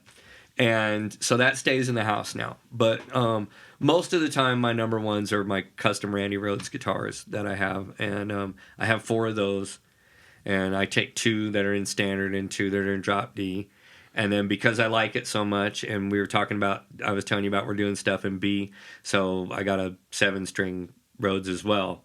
So I've got those. Like the Rhodes V? Yeah. Yeah. Okay. Yeah. So I got 4 of those. I got 4 regular ones and then the 7-string one that are my main ones. And then I have a couple more Rhodeses as well, but my main stage ones are are those custom ones. And then I mean, that's the only Rhodes there is a V, right? The Rhodes V. Yeah. Well, there's two versions of it. There's the original one called the Concorde, which is kind of a more bigger, bulkier body. And then they've got what everybody considered the Rhodes now, which is a little more refined, more sharper. The guitar you see everybody with now, right? And then I have a big thing for Kelly's now. All of a sudden, the Explorer shaped guitar. I saw the glass one you have, right? The shattered glass. That one's sick. That's been a dream guitar of mine since I saw Paul Stanley with one in the 80s of Kiss. And when I went to NAMM's show a few years ago on one of my endorsement deals, I actually took Paul's guitar off the wall. And there's a picture of me going. Yeah. There's a picture of me going. I think I remember seeing that. Holding Paul's guitar, right? I'm like cheese and bigger and shit. Yeah, and it inspired me so much to go, okay, I got to get another one. I got to go through with this. I got to get one. Got to get it. So I got mine, and then Jackson decided that, yeah, that's a great idea. So now you can get it as a production guitar for a hell of a lot cheaper than I paid for mine. Now, granted, it doesn't come with the same electronics mine is, but it's the same, the same principle of the shattered glass top or the shattered mirror. I have my shark fin inlays are actually little mirrors as well. And then the headstock's even got the shattered mirror on it. I don't know if the production one has that or not. I didn't pay enough attention to that because I was bummed out at first. I was like, if I would have just told them what I wanted and then waited for them to make it, I could have got it for a lot cheaper. Right. But no, it's I love that guitar. I have some other Kellys from the early 2000s, and I also got some from the 90s as well. And because I've been a Jackson guy for a majority of my adult life, so whether it's Jackson or Charvel, but I have all these other brands as well, right? I have Epiphone Les Paul, Les Pauls. I have a couple of those, but 3 of those. My newest one is actually really recent. Believe it or not, I bought another Epiphone recently, which is freaking phenomenal. I got Slash's November Burst. Sick. And it is. This thing is loaded with everything exactly like the Gibson one, except for several $1,000s less. And import or whatever. And it stays in tune. Yep, stays in tune. Which is a huge thing I complain about between Gibson versus Epiphone. My Epiphone Les Pauls stay in tune. That was a joke I made a long time ago when somebody asked me, how can you tell if it's a fake Les Paul? I'm like, because it stayed in tune. The headstock didn't break off. Things like that, Yeah. But Gibson's been around forever, and I believe they're going to get an upswing again, and I think their quality is going to get back where it needs to be. I think for the longest time they really relied on the fact it said Gibson on the headstock. Yeah, dude, totally. Out of all 64 guitars, do you have a Telecaster? Not a Fender Telecaster. Okay.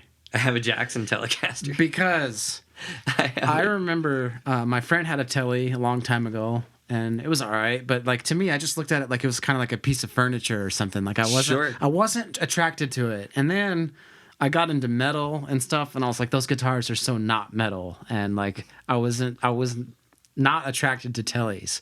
But then some time went by, and all of a sudden, over the last couple of years, I've been super drawn to Telecasters. And I think it goes back to this whole minimal thing where the Tele was one of the first solid body guitars ever made. And it's just a slab of wood with some pickups. And it's like the Swiss Army knife of guitars. There's videos on this, all kinds of stuff. Lots of people saying the same thing, that it's not necessarily the best at any one thing. I mean, chicken picking and country and but the Tele can do anything pretty much almost. It's like the desert island guitar. It definitely, I agree. And I'm like, man, I was just curious because I've never seen you with a Tele, but I was wondering if you had one in your collection. So I don't play one live, but I do have a Jackson Telecaster. T style, whatever. Yeah, it's Corvette candy apple red. It's got a pearloid, white pearloid pickguard on it, a humbucker, and a single coil, a Floyd Rose, of course. Wow. And so a Tele with a Floyd and a reverse headstock a reverse Jackson pointy headstock. Sick. So it is, but I don't really use it because it's not me. Now, the first person I ever saw do metal with a Telecaster was Mick Mars of Motley Crue. During the girls era or something like that, or one of those albums. I can't remember which one. I think it was that album. He had Charvel, and Jackson made him some Charvels that were Telecasters. And 2 humbuckers in it, or one of them only had like 1 humbucker in it, and it was a mirror top even, but not shattered. But and so he made the Tele kind of cool. Yeah.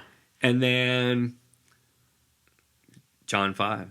Oh man. Right? John 5 makes the Tele anything he wants it to be, whether he's playing with Rob Zombie doing White Zombie songs, or Rob Zombie songs that they wrote together, or whether he's with David Lee Roth doing, some twangy stuff, or whether he's just being John 5, being the ultimate nerd on guitar, right? Oh man. He's like a Paul Gilbert. He's badass. A super nerd on guitar. That tells you stuff like, well, I played a diminished ninth right there and laughs like it was a joke, and I still don't understand the joke. Like I didn't get the punchline at all because I don't know why that was a funny note. I just want to know. So I was on the 13th fret on the B string. Okay, cool. All right.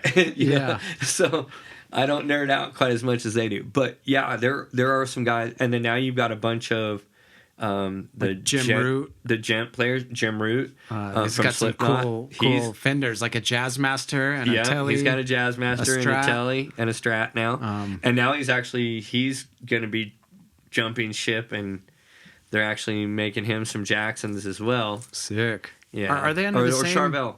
I think he's getting Charvels. Fender, Jackson, and Charvel are all like kind of... They're in the same family. So Fender ended up buying Jackson Charvel and retaining over 90+% of the Jackson Charvel personnel, which is why Fenders now are kicking ass. So then now Fenders have the compound radius fretboard that was made Jackson and Charvel the #1 shredder guitars of all time. Yeah. And that was actually developed with Grover Jackson and Danny Spitz of Anthrax. That's who helped develop the compound radius fretboard.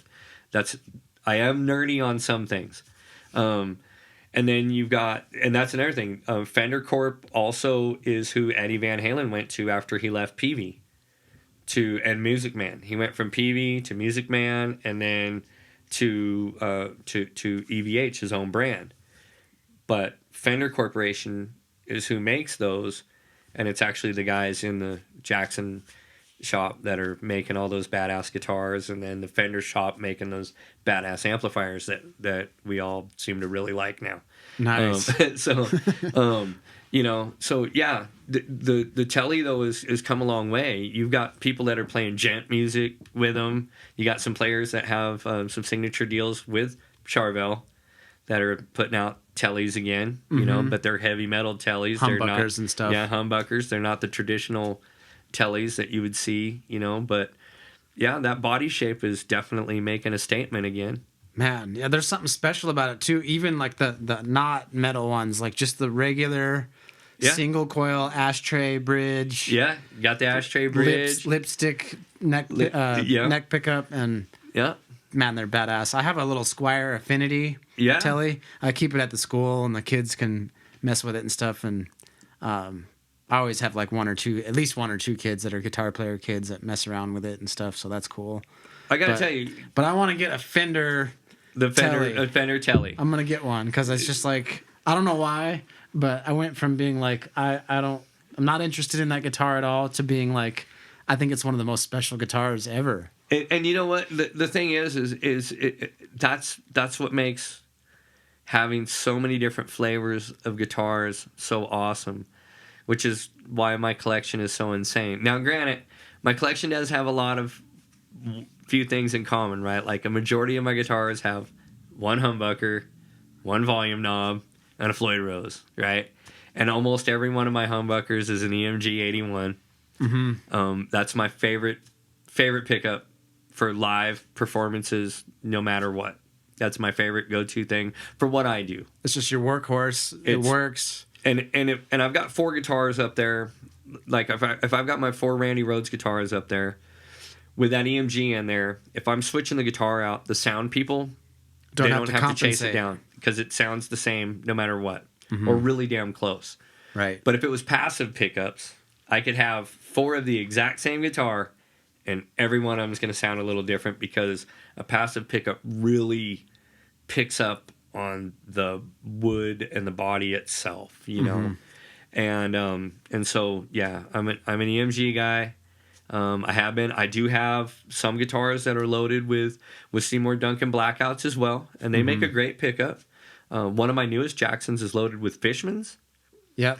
And they sound pretty good. It's on one of my 7 strings actually. Are those like active and passive? Like you can actually, so the tone knob, if you pull it up, it shuts the active off and it becomes passive. Yeah. And what it does is it removes all the compression.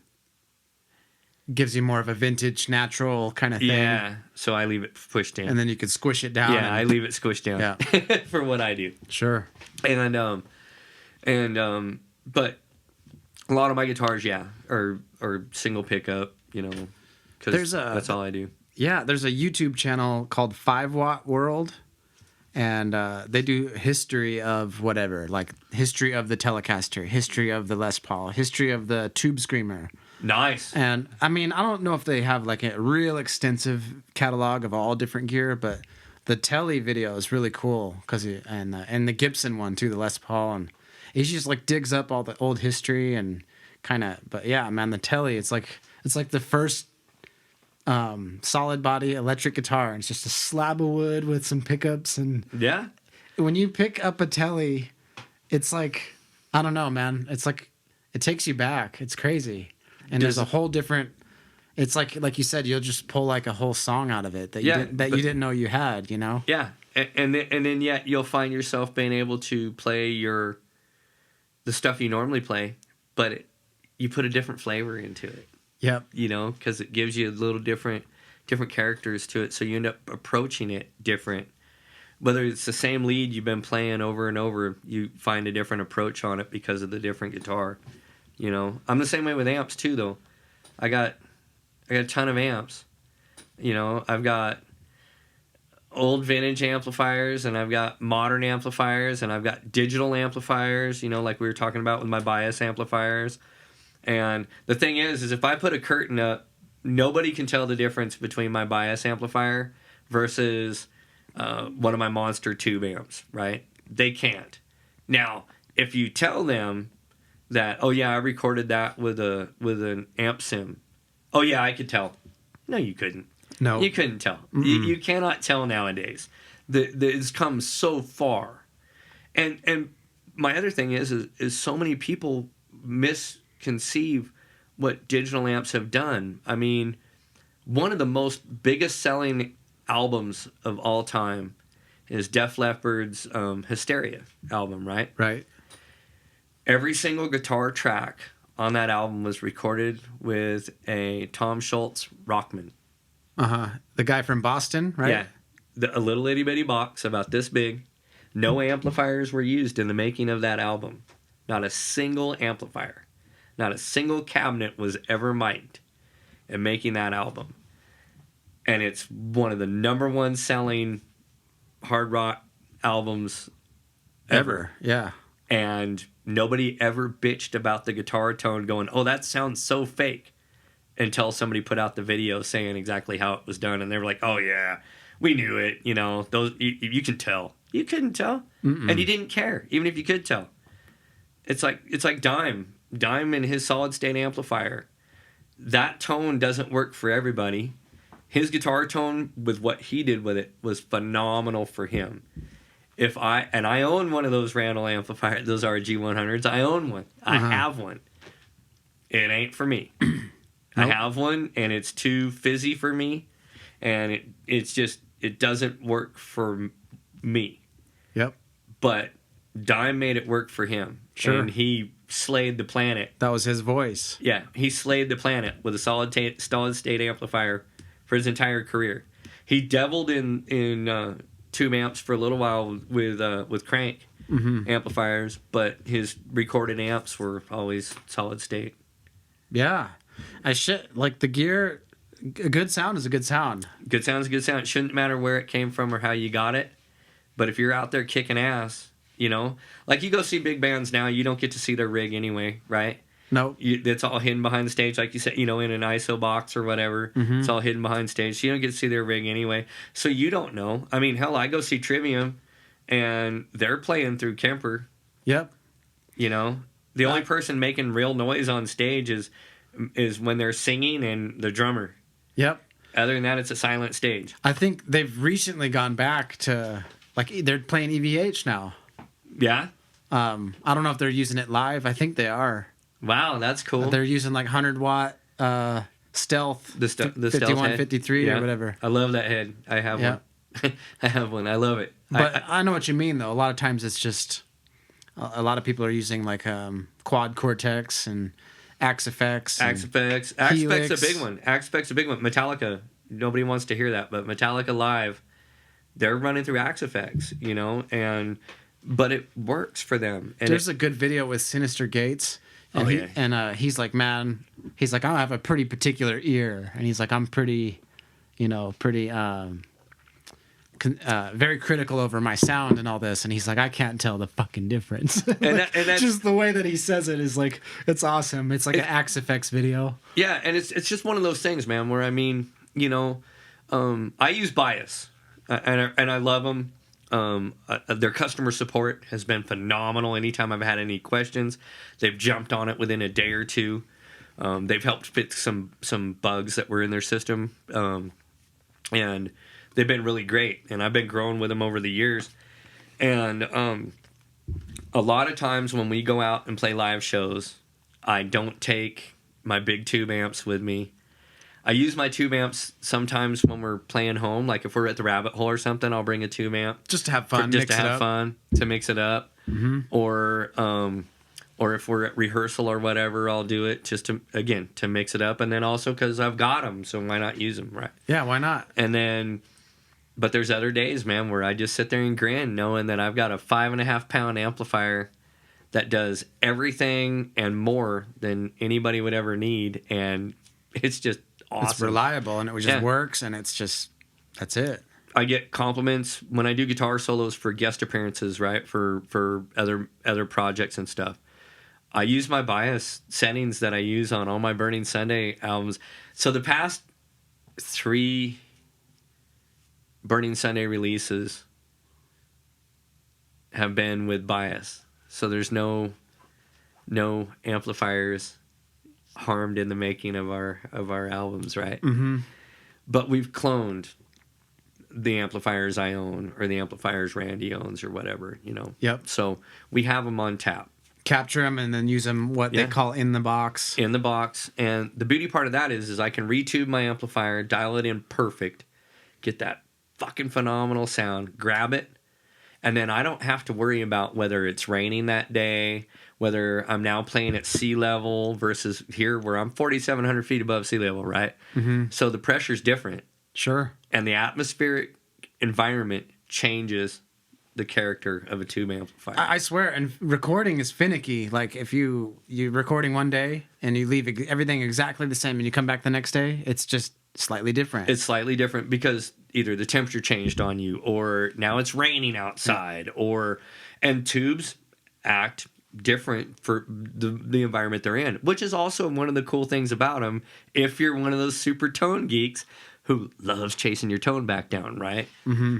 When I'm out playing live, I don't have the time or the luxury to chase my tone down. So when I'm out playing live, the beauty of having those amp sims in a box now for me, and mine's 300 watts, is that I hit that button, it turns red, I click the switch and it goes to channel 1. I know it's going to sound exactly how it did yesterday, the day before.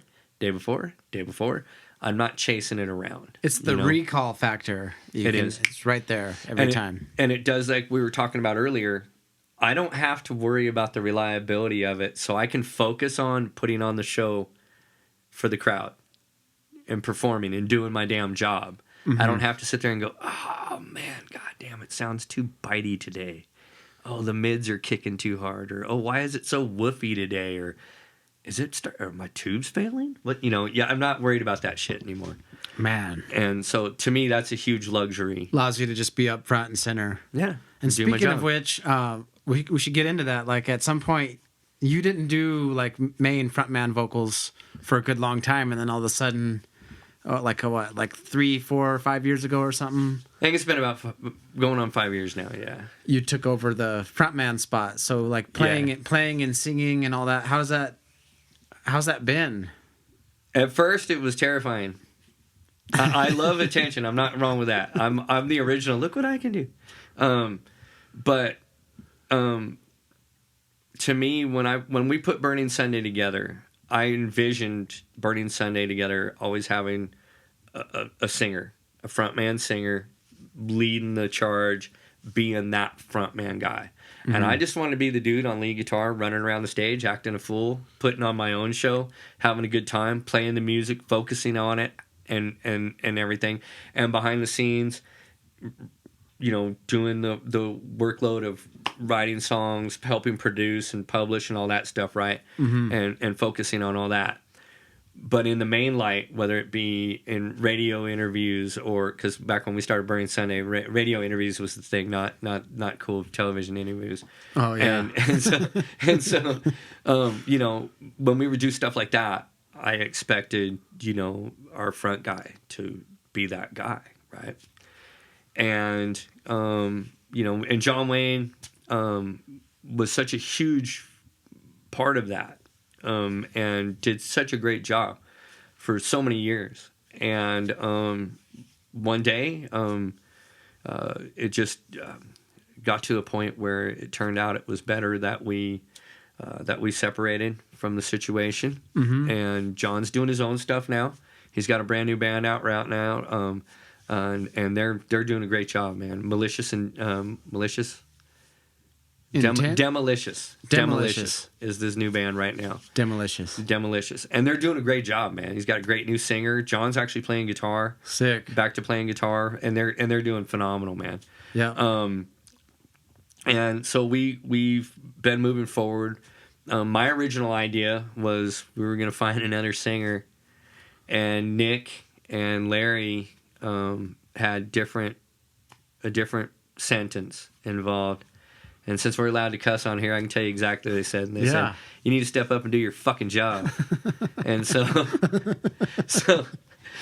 we stepped up. We did a show because we had a few shows lined up when John stepped away. Uh-huh. And instead of canceling them under their advisement, you just filled in. I had to step up and do my job. Well, when we got done with those, John did talk about wanting to come back. And there was an agreement that just wasn't going to work, and so I'm that guy now, and so I'm sitting in the center. For the longest time when I first started the band, I didn't want to be that guy stuck in one spot on stage. I also had a big fear. I have some anxiety issues that I deal with all the time. And one of them's called a fear of impersonation, and I didn't want to be, or an imposter, I believe is what it's actually called, imposter syndrome.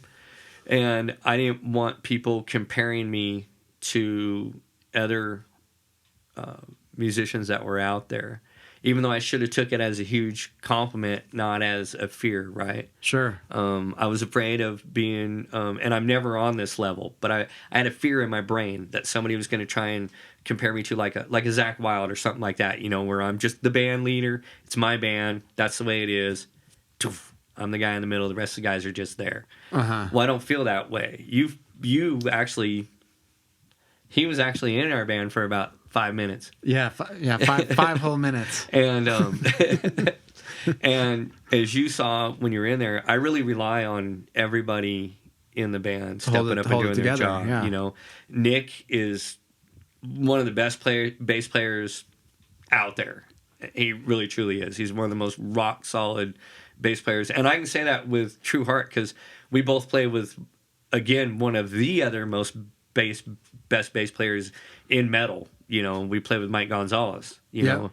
And so Mike and Nick have they both play different, but they're both rock solid, and they're both just fucking cool, man. And they're just cool as fuck. They're both just it's so hard cool. it's hard to run into cooler people in the metal world than Mike and Gons and Nick, you know. Oh yeah. And then I've got Randall Pink Floyd on guitar. And also very cool dude, man. Very, very cool dude. A giant. Yeah. Literally a giant. But he's such a cool guy, and he's so good at what he does. He is by far one of the most reliable rhythm guitar players you can have, who's not upset about being a rhythm guitar player. Mm-hmm. You get a lot of guitar players that get in a band and they get upset that they're not the lead guitar player or whatever. Right.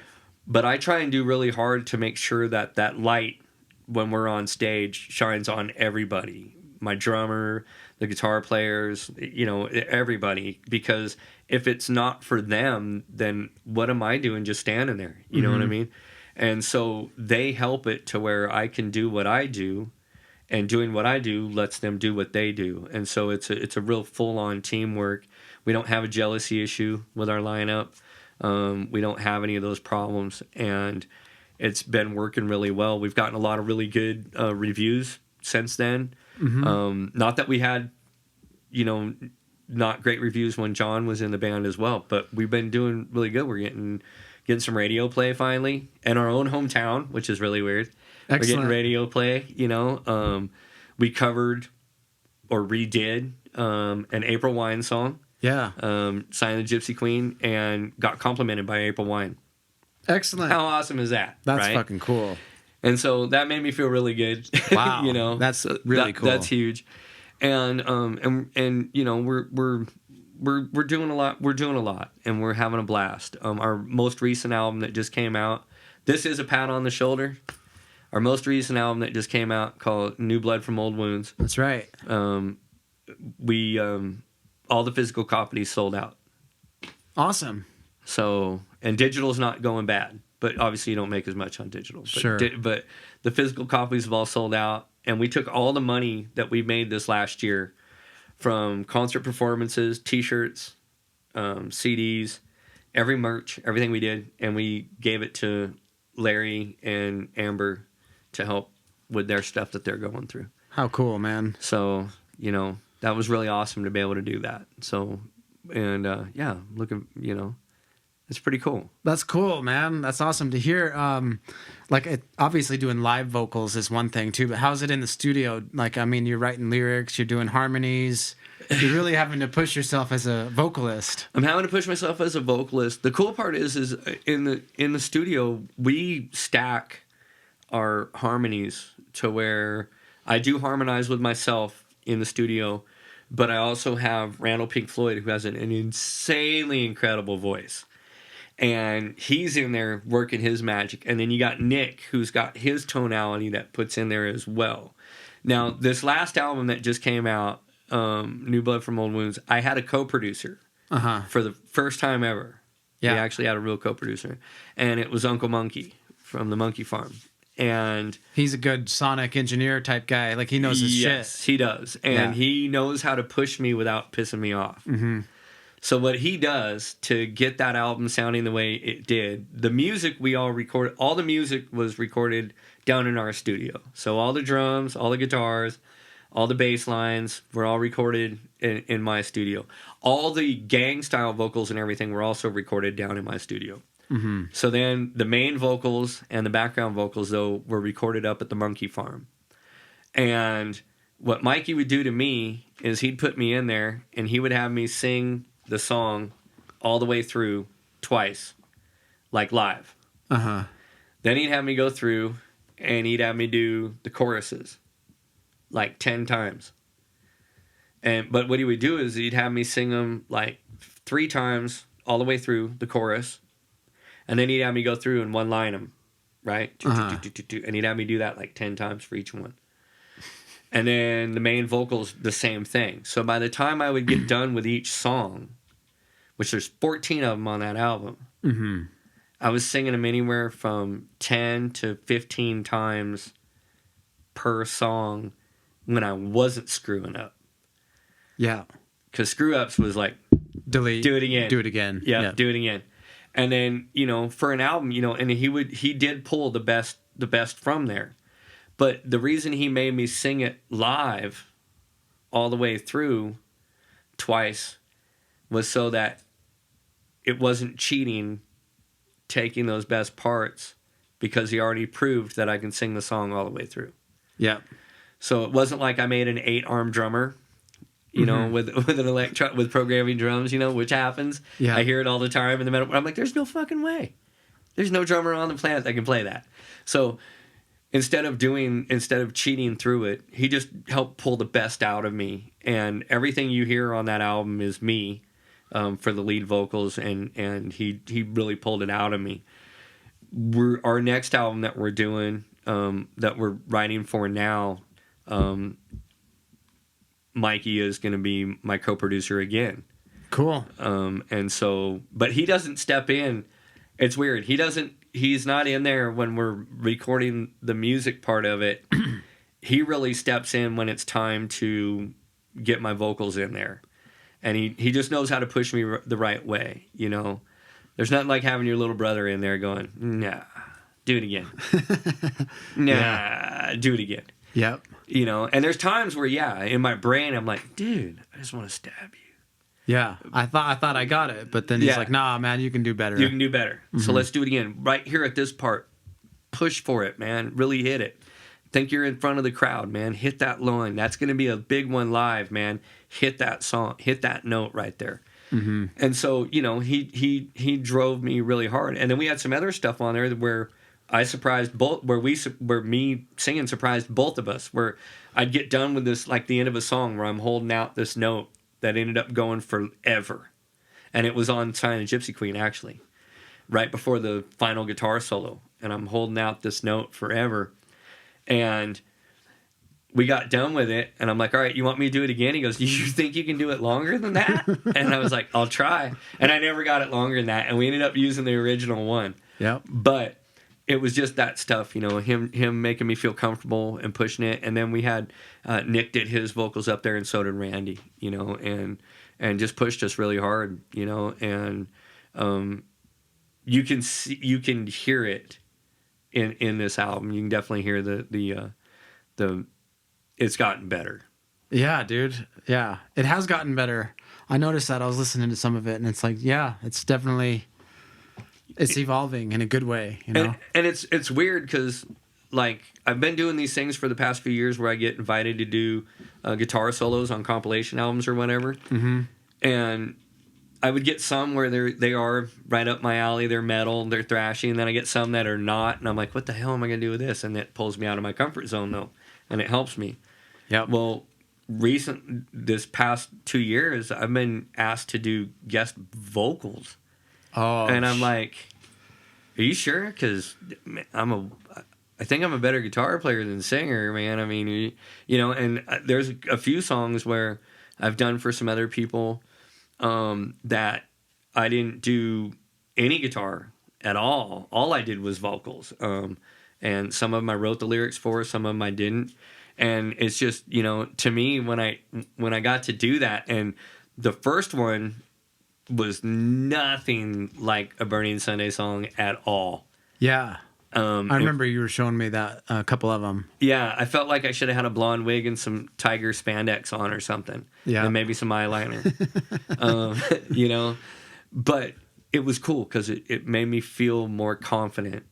How do you feel about writing lyrics? Like, I find it really cool to write because there's just this whole art of lyrics and the way that the play on words and what it can mean, or how it can be open for the listener to feel their own way about it. And like, you've been writing lyrics for the last couple albums, right? Yeah, well, I've been writing them throughout of the albums. Whole time. Yeah, through all the albums, and but me and John co-wrote a lot of songs as well. But yeah, I've written them on every album. The thing I like about writing the lyrics is that sometimes the music, like I'll write the guitar parts first, and then I'll hear the melody in my head, and then the lyrics will fall out. Or I have a file on my phone. That notepad, you're just writing ideas on there where all of a sudden a one-liner will come up, boom, or a verse will come up, boom, and then I'll go back and I'll be like, man, what fits this, dude? That fits it, and that sparks it and gets going. I like doing that. There's other times though where all the lyrics fall out, and then I'm singing the lyrics in my head, and then I'm hearing the music behind it. Yep. I'm hearing the drums. I'm hearing the bass. I'm hearing the guitars. I'm hearing the entire orchestration of all of it, right? Mm-hmm. The entire production is in my head. I'm even hearing the delays on the vocals and stuff, Yeah. I'm taking a shower and I'm hearing the guitar solos. That's the funniest part, is a lot of times my great song ideas come when I'm in the fucking shower. Yeah. I'll be in the shower and all of a sudden I'm like, oh, that's the best line ever. That's it. And I'm like writing it in the mirror, in the steam on the mirror. And then there's like wet footprints on the floor, because I reached out of the shower to write it on the mirror. Because I don't want to forget it, Yeah. And, but I do like writing lyrics. I'm blessed though with Burning Sunday because I have another great lyricist in Randall Pink Floyd. In Randy, and so he can come in and bring full songs as well, or bring lyric ideas, or he'll bring a song and he'll go, what do you think of this? And then we'll sit down and it's either fucking spot on right away, or we'll evolve it, do some work and brew it up, and then it becomes a burning, we'll flesh it all out, and then boom, it's a Burning Sunday song, And so having him in the band has been a big, huge help, man. He's phenomenal. That's awesome, man. It would be hard to move forward without any of the guys we currently have. I can't say it wouldn't happen because Burning Sunday has been through so many lineup changes. It's ridiculous, right? And especially the rhythm guitar player spot. That poor bastard, it doesn't live long, unfortunately, But Randy's been holding it down for a real long time. I remember when he first joined the band, we had a gig where we were playing for a motorcycle rally, a biker rally, out in the middle of a desert, in the middle of nowhere, with about 500 fucking bikers. And we had played it the year before. And so I knew what was coming up. And we were getting Randy involved, and we gave him the set list, and he had 3 weeks to learn the show, and that was it. That's not a lot of time. Not a lot of time, especially when your crowd is a big bunch of bikers. Yeah. Right? Which sometimes they're kind of scary. Yeah. Oh, they can be scary. They can be scary, right? Uh-huh. And so you get there, and dude, he got up there, and he just fucking nailed it. Just owned it. Yeah. And then the next day, we had another show in a different town, and he got up there. Boom, nailed it. And right then and there, when he first got in the band, you could see him. He was back there by his amp, And then the second show, he was a few more feet away from his amp. And then we got back to rehearsal again and started working for the next upcoming shows that were coming up. And then all of a sudden, he's front and center, larger than life, like you see him now. Yeah. Like you see Randy now, hair's down, tearing it up, having a good time, When he comes to rehearsals, man, you don't even know he has all that hair. Yeah. I swear every time he's gotten a haircut because he stuffs it all up under his hat. Yeah. But then we go out live and he goes, Poof, and I'm like, dude, it's fucking badass. There's your hair, man. There it is, man. So yeah, man, we've got a great thing going on. I'm glad you even brought that up because the reality of it is it took those first few EPs we put out and the first album we put out after John left brought up that whole anxiety again. Yeah. Right. That I had. It's a big responsibility to take on, and you felt another competition, right? You were like, oh, God, I got to make it better than the last thing that came out. Otherwise, everybody's going to be like, oh, they made a mistake. Oh, they need to get him back or whatever. You know what I mean? And so we just, really had to put everything into all of those. And I've been fortunate enough, man, that I think it helped me work even harder, to make that stuff happen. That's cool, man. So- Speaking of working hard, let's shift a little bit because Sure. you always post like, "Yo, it's Money Monday. Let's get out there It's and Money get some." Monday. And Yeah. like you're like a go getter, man, and like you just make it happen. But obviously, it's not like you come from like a, fed from a silver spoon type of like some just guy that has it all. Like you've had to work and claw your way. I've had to work and claw my way Into your life, and and- it is self-inflicted.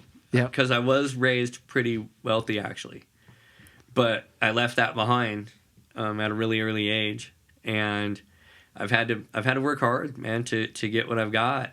But I still believe in Money Monday, every Monday, get out there and get off your ass and go make some money, man. Get a job, do something, I love it. I mean, I do it to kind of poke at people, which I know is not fair. And we talked about, not caring about other people's political views or whatever. And so I don't care if you don't have to support mine or not. But I look at it this way. I'm out there busting my ass every day to take care of my family. And also my needs or my wants definitely outweigh my needs, okay?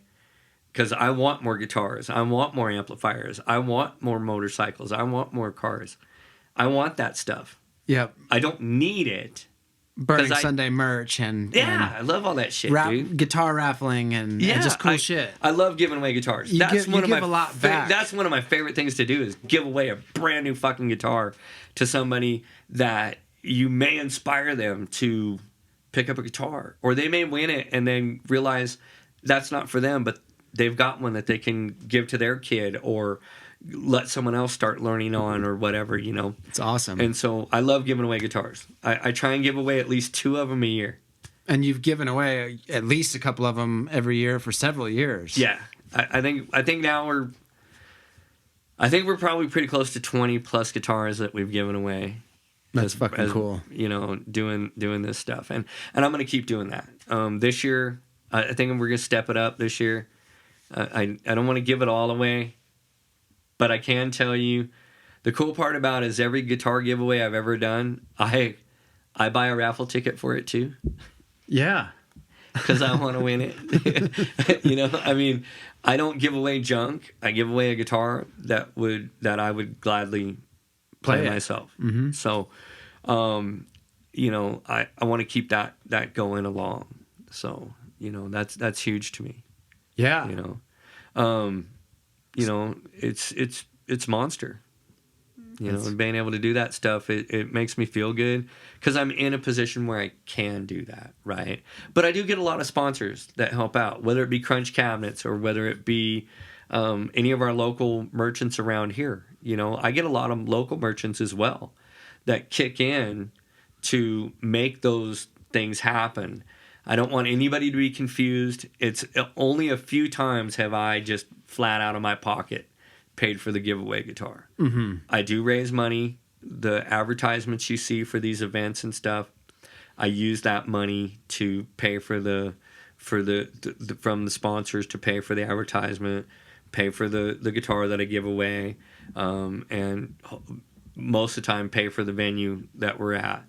And then I take every dollar that comes through the gate and I pay the bands that perform that day, provided they stay till the end of the night. Yeah, to collect. To collect at the end of the night. Because at the end of the night, more people buy more tickets.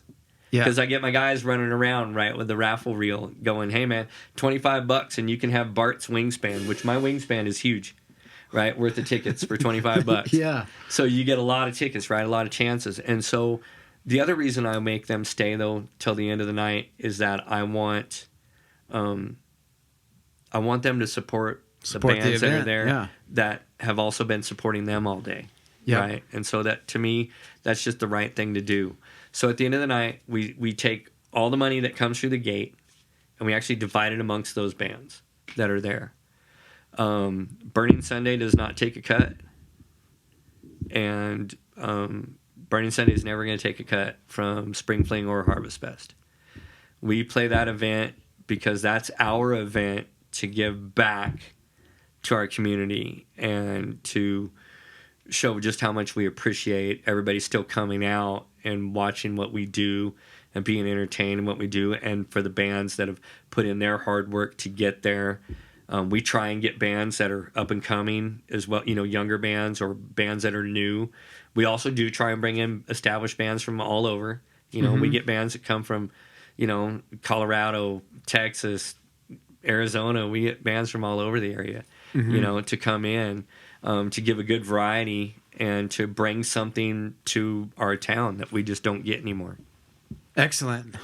So That's cool as shit, man. Giving back to the scene and keeping the scene going, because it's like the chicken or the egg kind of thing. Like, if you don't have a scene, you're not going to breed any more musicians, really, in a way. But if you don't have any musicians, you're not going to feed the scene. But I mean, like, you're doing both. Like, you're the music, but you're also like putting in work on the other end of it, to keep the scene going, And I try, which is important to do. It is to me. It is to me. It's not about Burning Sunday getting up there and playing that event as much as it is having the event for people to gather, to have a good time, to see these bands, and also experience these shows that you wouldn't normally experience in our area, right? Yep. So normally you'd have to go to Albuquerque or, a big city to have an event like this. And yet here we are in Little Alamogordo, New Mexico, in La Luz in the Tularosa Basin. Yep. Putting together these big metal festivals. What's the average attendance, you think? Average, to be honest with you, it's not that huge, man. It's probably, I'd say on average 300 people probably. Yeah. On average. But it does, some years it's way bigger. Some years it's a little less. That's why I say average. I mean, I know we've had years where, there were people parking on the highway, because you couldn't park in the parking lot anymore, which is a great problem to have.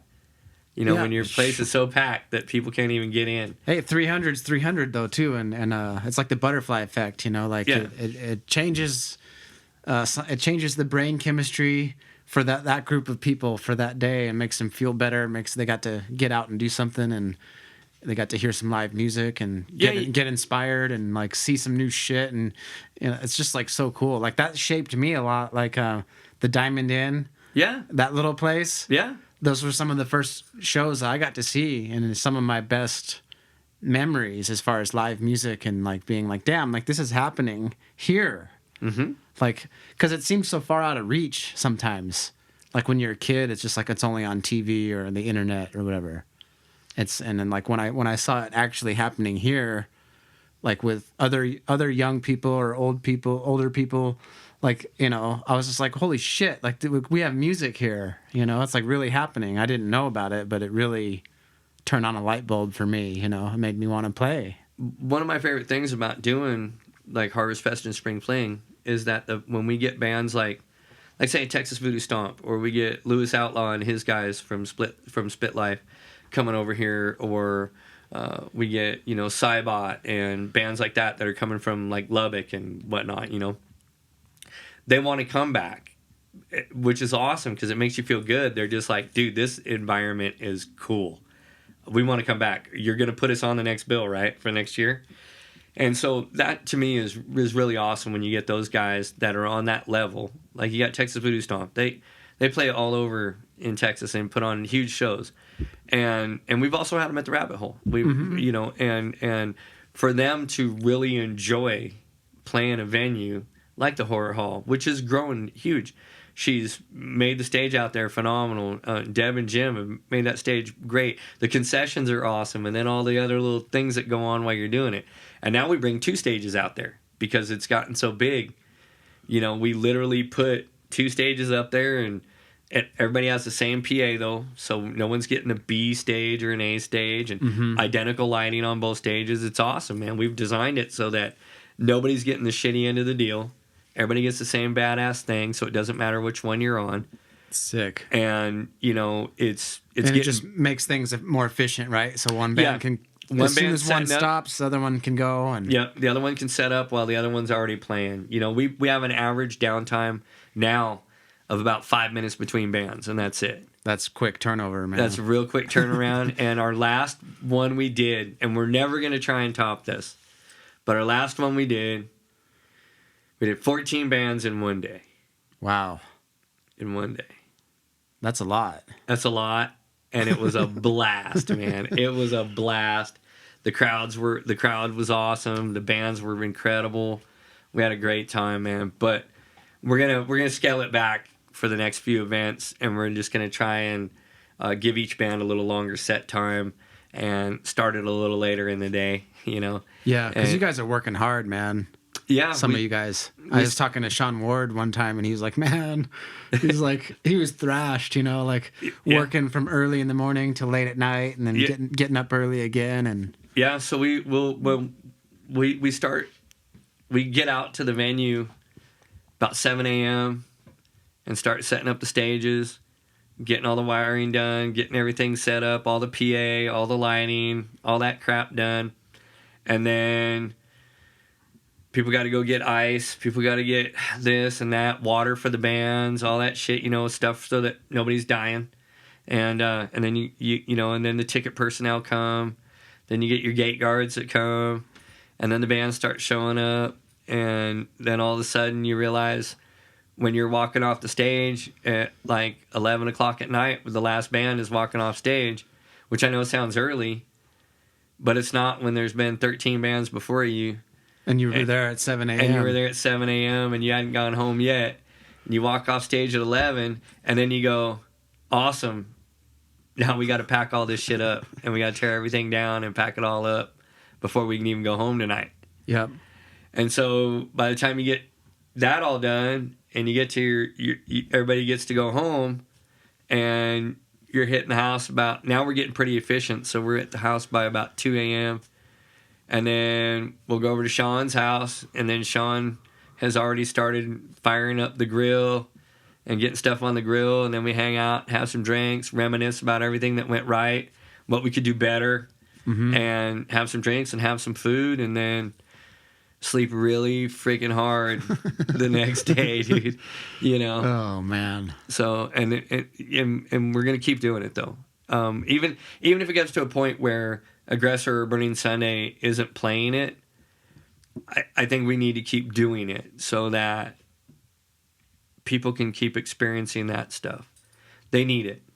That's awesome, dude. They need it in this, especially now, with all this shit going on. Everybody needs it. It needs a break. Yeah, I agree, man. Do you have any words for like people going through some hard shit right now? Something to keep people motivated? Some Bartman words of wisdom? Some philosophies? I do. Just maybe to wind down a little bit. We definitely need to come back because I just feel like we could just keep going and going and going. We can, and we're gonna do some coffee and guitars together because I need you there to help me. I think you'd be a great co-producer on that shit to help direct me, or a director or whatever, to help me stay focused for one thing. For sure. And two, to make some great content. We could at least, get a setup and get some great content. Figure out the shit and do some gear, rig rundowns and stuff. Yes. We could take turns being the guy interviewing the rig rundowns. Yeah. So, my word of wisdom for today. All right. Every day, there's always something in the day that you can grasp a hold of that's good in each day. And it's your job to find that good in that day and make the most of it. Excellent. Does that work? That totally works, man. So what's on the horizon?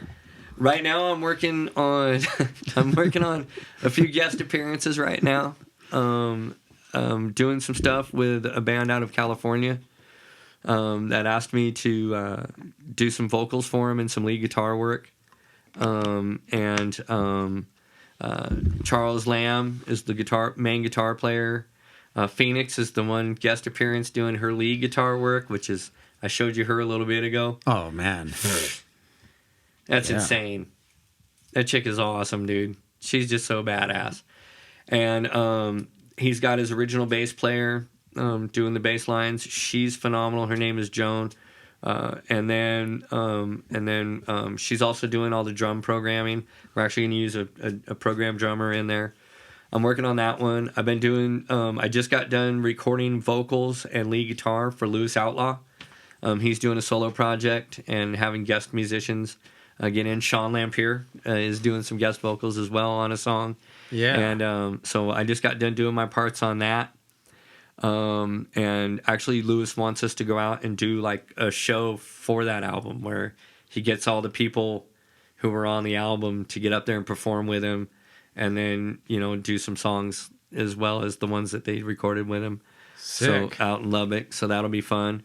And then Burning Sunday, working on new music, and then I've got another band, the band Project X, which has been kind of sleeping right now. Our drummer's been in and out of town a lot, and our bass player's been kind of busy. I don't know, you might know him. He plays with you. So he's been kind of busy, Yeah.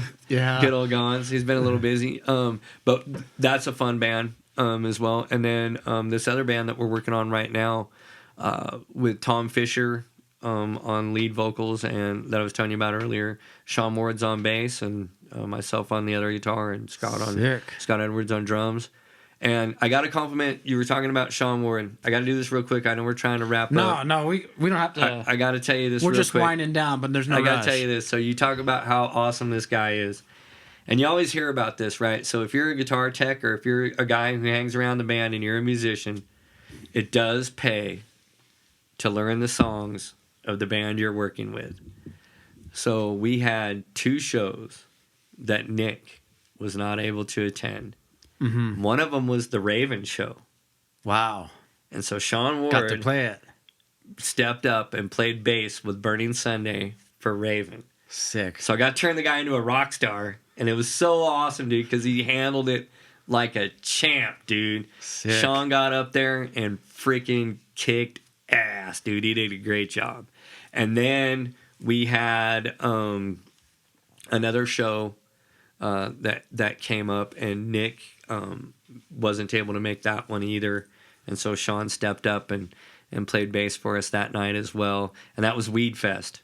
Oh, yeah. The Growers Cup. I call it Weed Fest. It's called the Growers Cup. And Sean got up there and just freaking killed it again.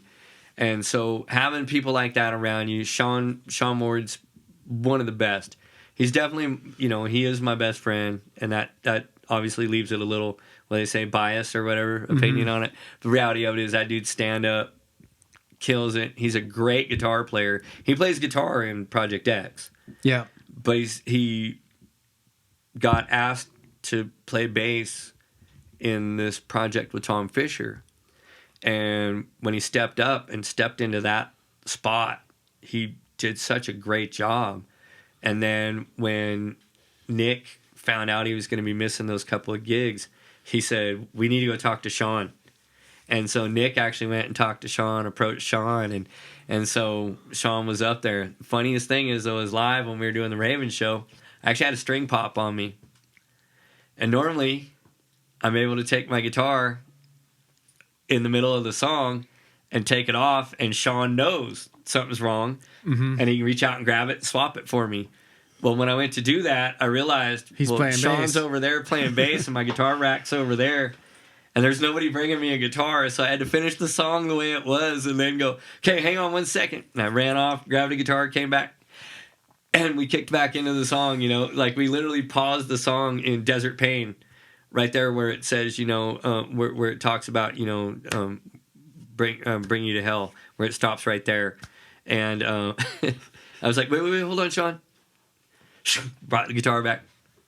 And then he does it, and we kicked in. So that's killer. Yeah, it was different though, because like I said, I forgot I didn't have my kick-ass guitar buddy there. Oh man, he was there, but he wasn't there. Yeah, he was there, but he was working different role. He was doing a different role that night. So yeah, man. I mean, it's awesome. We're fortunate. We live in a really small community, and we're actually surrounded by a plethora of incredible musicians. You've got Keith. Oh man, the little protege. He woke up one day and decided he wanted to play guitar, and that dude's playing guitar phenomenally, right? And then you got you've got a decent amount of drummers too. You got Larry Clute, you got Larry Dragosin, you got Kevin, you got Scott, you got you got some really good drummers out there as well in our community. We're really fortunate that our little town has such a great amount of musicians. We need more venues. There's something special about Alamo.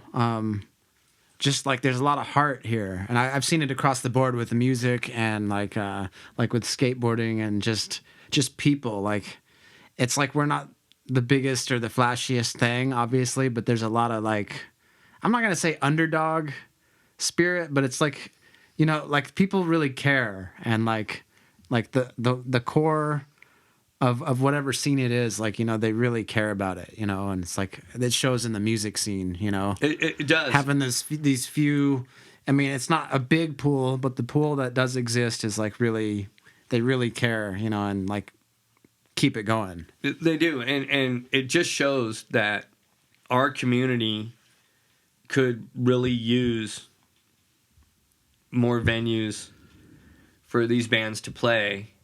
And we need to create an all-ages venue.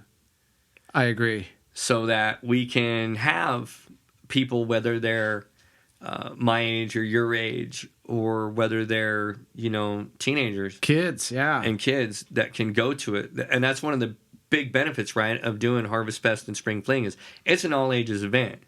We get little kids that are in strollers.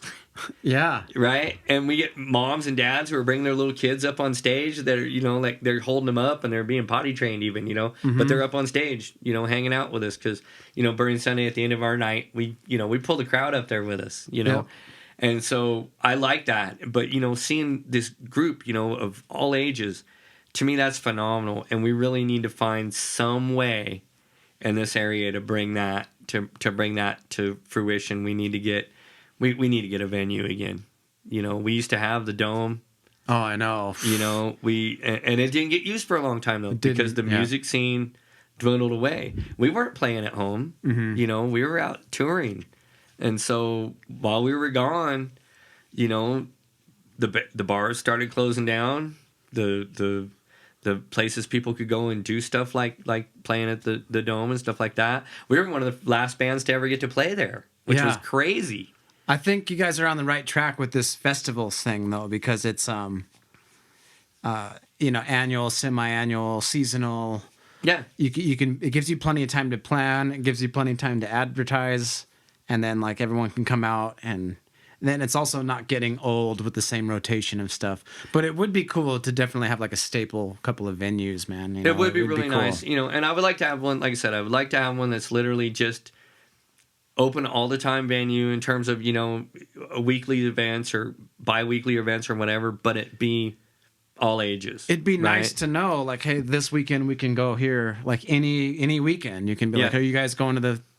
We used to be like, you guys going to the show tonight? You know, we had these little flyers for the Diamond Inn, like written in pen, and someone would photocopy them and cut them up and pass them out. It was the coolest shit ever. You know?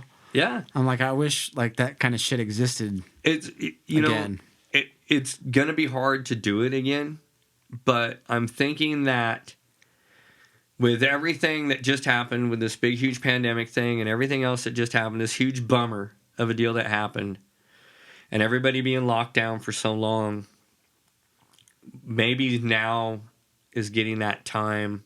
Like a resurgence, like it's going to swing back. To strike that iron and find a way to make it happen. The trick is going to be finding people who can afford to put the venue together, knowing that there is a good chance that first year they're not going to make a fucking dime. Yep. And getting people to invest in that is tough to do. Right. You know, because right now you got to have smart money. But if you can find a way to do it where it's out of your heart, knowing it's for the kids or it's for the music or it's for everybody, though, that's the thing, right? It's not for the kids, it's for everybody. Because you can get everybody there, everybody involved, everybody having a good time. And it'd be something I wish I had the funds to do it. I know I have the ability to do it. All I got to do is sell off like half my guitar collection, and I can fund this for a while. But that's not going to happen. No. So I give away enough guitars already. That's right. You know, I'm not selling off my guitar collection to fund a club, but it would be neat. You know, and like the Rabbit Hole, that's a great venue. It's awesome. And they do allow all ages and all that stuff, you know. But unfortunately, it's not able to be ran every week at this time, you know, or every other week, you know. And so it would be neat though to see something, just another venue to add to the list to where you can play the VFW with Seven Stone, or play the Eagles, or play this new one, or then go play out at the Horror Hall, and then go play out at the Rabbit Hole, and then all of a sudden, holy crap, you've got 5 different places, and you can't cover them all in the same month. So you can actually rotate around, and you can get that rotation going, and you can have people who go to their venue and see all the bands that come, or you can find those people that follow their band. Yep. Right. Mm-hmm. No matter what venue you're playing at, you can be like, oh, I know that dude. Yep. You know, and you know, you can see that a different level of appreciation. So for sure, those are things I miss. I really wish we could get that back. You know, it'd be really neat to see for sure. We need to rip your place up. That's what we need to do. We need to get Pat. Let us have a bunch of people come over here. We need to do and hang out in a skate park and put on a fucking show here. We'll do it one of these days. Right on, man. Yeah, dude. This has been awesome. We need to do it again. We definitely need to do it again. Yeah, next time we could talk about you climbing some towers and your normal day at the office and normal day at the office, all that cool stuff. Right on, man. But let's get together soon and do like a coffee and guitars thing, and and let's talk about your rig. Get your channel going again or whatever. Yeah. And we'll do your rig rundown. Do a song. I was thinking maybe you've seen those Shred collaborations. I have. I have seen those. We should try to get like one for the basin. One for the basin. I have actually thought about that, where I thought that we could put a backing track together and have it be like a 45-second to 60-second backing track that is able to loop itself back around without it being, you know, stupid. And get some of our local talent to get on it. You know, not the basin's best, although that would be kind of cool. You know, but I mean, just anybody, but just anybody, right? Like everybody. Yeah. You know, because it would be neat to see, you know, to have, you know, Clute in on it, or you or myself, or you know, or Tony. Yeah, you know, all these dudes. We get Randy and we got a lot of Tom Fisher, Tim Coles, and Tim. See if we can track down Mike Leone and you know, like try and track down everybody and just have them throw a little piece on it. You know, that's we have a lot of hidden talent in this valley too. A lot, right? A lot that have that coffee cup that say it's too people-y outside. Yeah, right. Tim Coles is one of them. What a great guitar player. Shredders, man. Yeah, and he played with us for a few years, as you know. Oh, yeah. And he's awesome. Fucking phenomenal, dude. When he's on, he's on. Mike Leone, same thing, dude. Fuck, when he's on, dude, it's hard to say there's anybody better. Yep, it really is. He really is that good, man. When he's on, he's on. You know, Sean Williams, fuck. Oh yeah, my little brother Sean, my tall little brother Sean. That dude's, you know, he's a giant, great guitar player. We got a lot of them around here, so we should do something like that. Let's do it. Let's do a shred collab, bro. Yeah, we'll do something really cool. We'll need to do that soon. Let's get on it, man. Sounds good, man. Well, let's hang out again soon, brother. Thanks for coming by. You bet, man. Thanks for having me. It's been really awesome. Thank you so much. We'll do this again. You bet, man. Let's do it. Cool, brother. All right, man.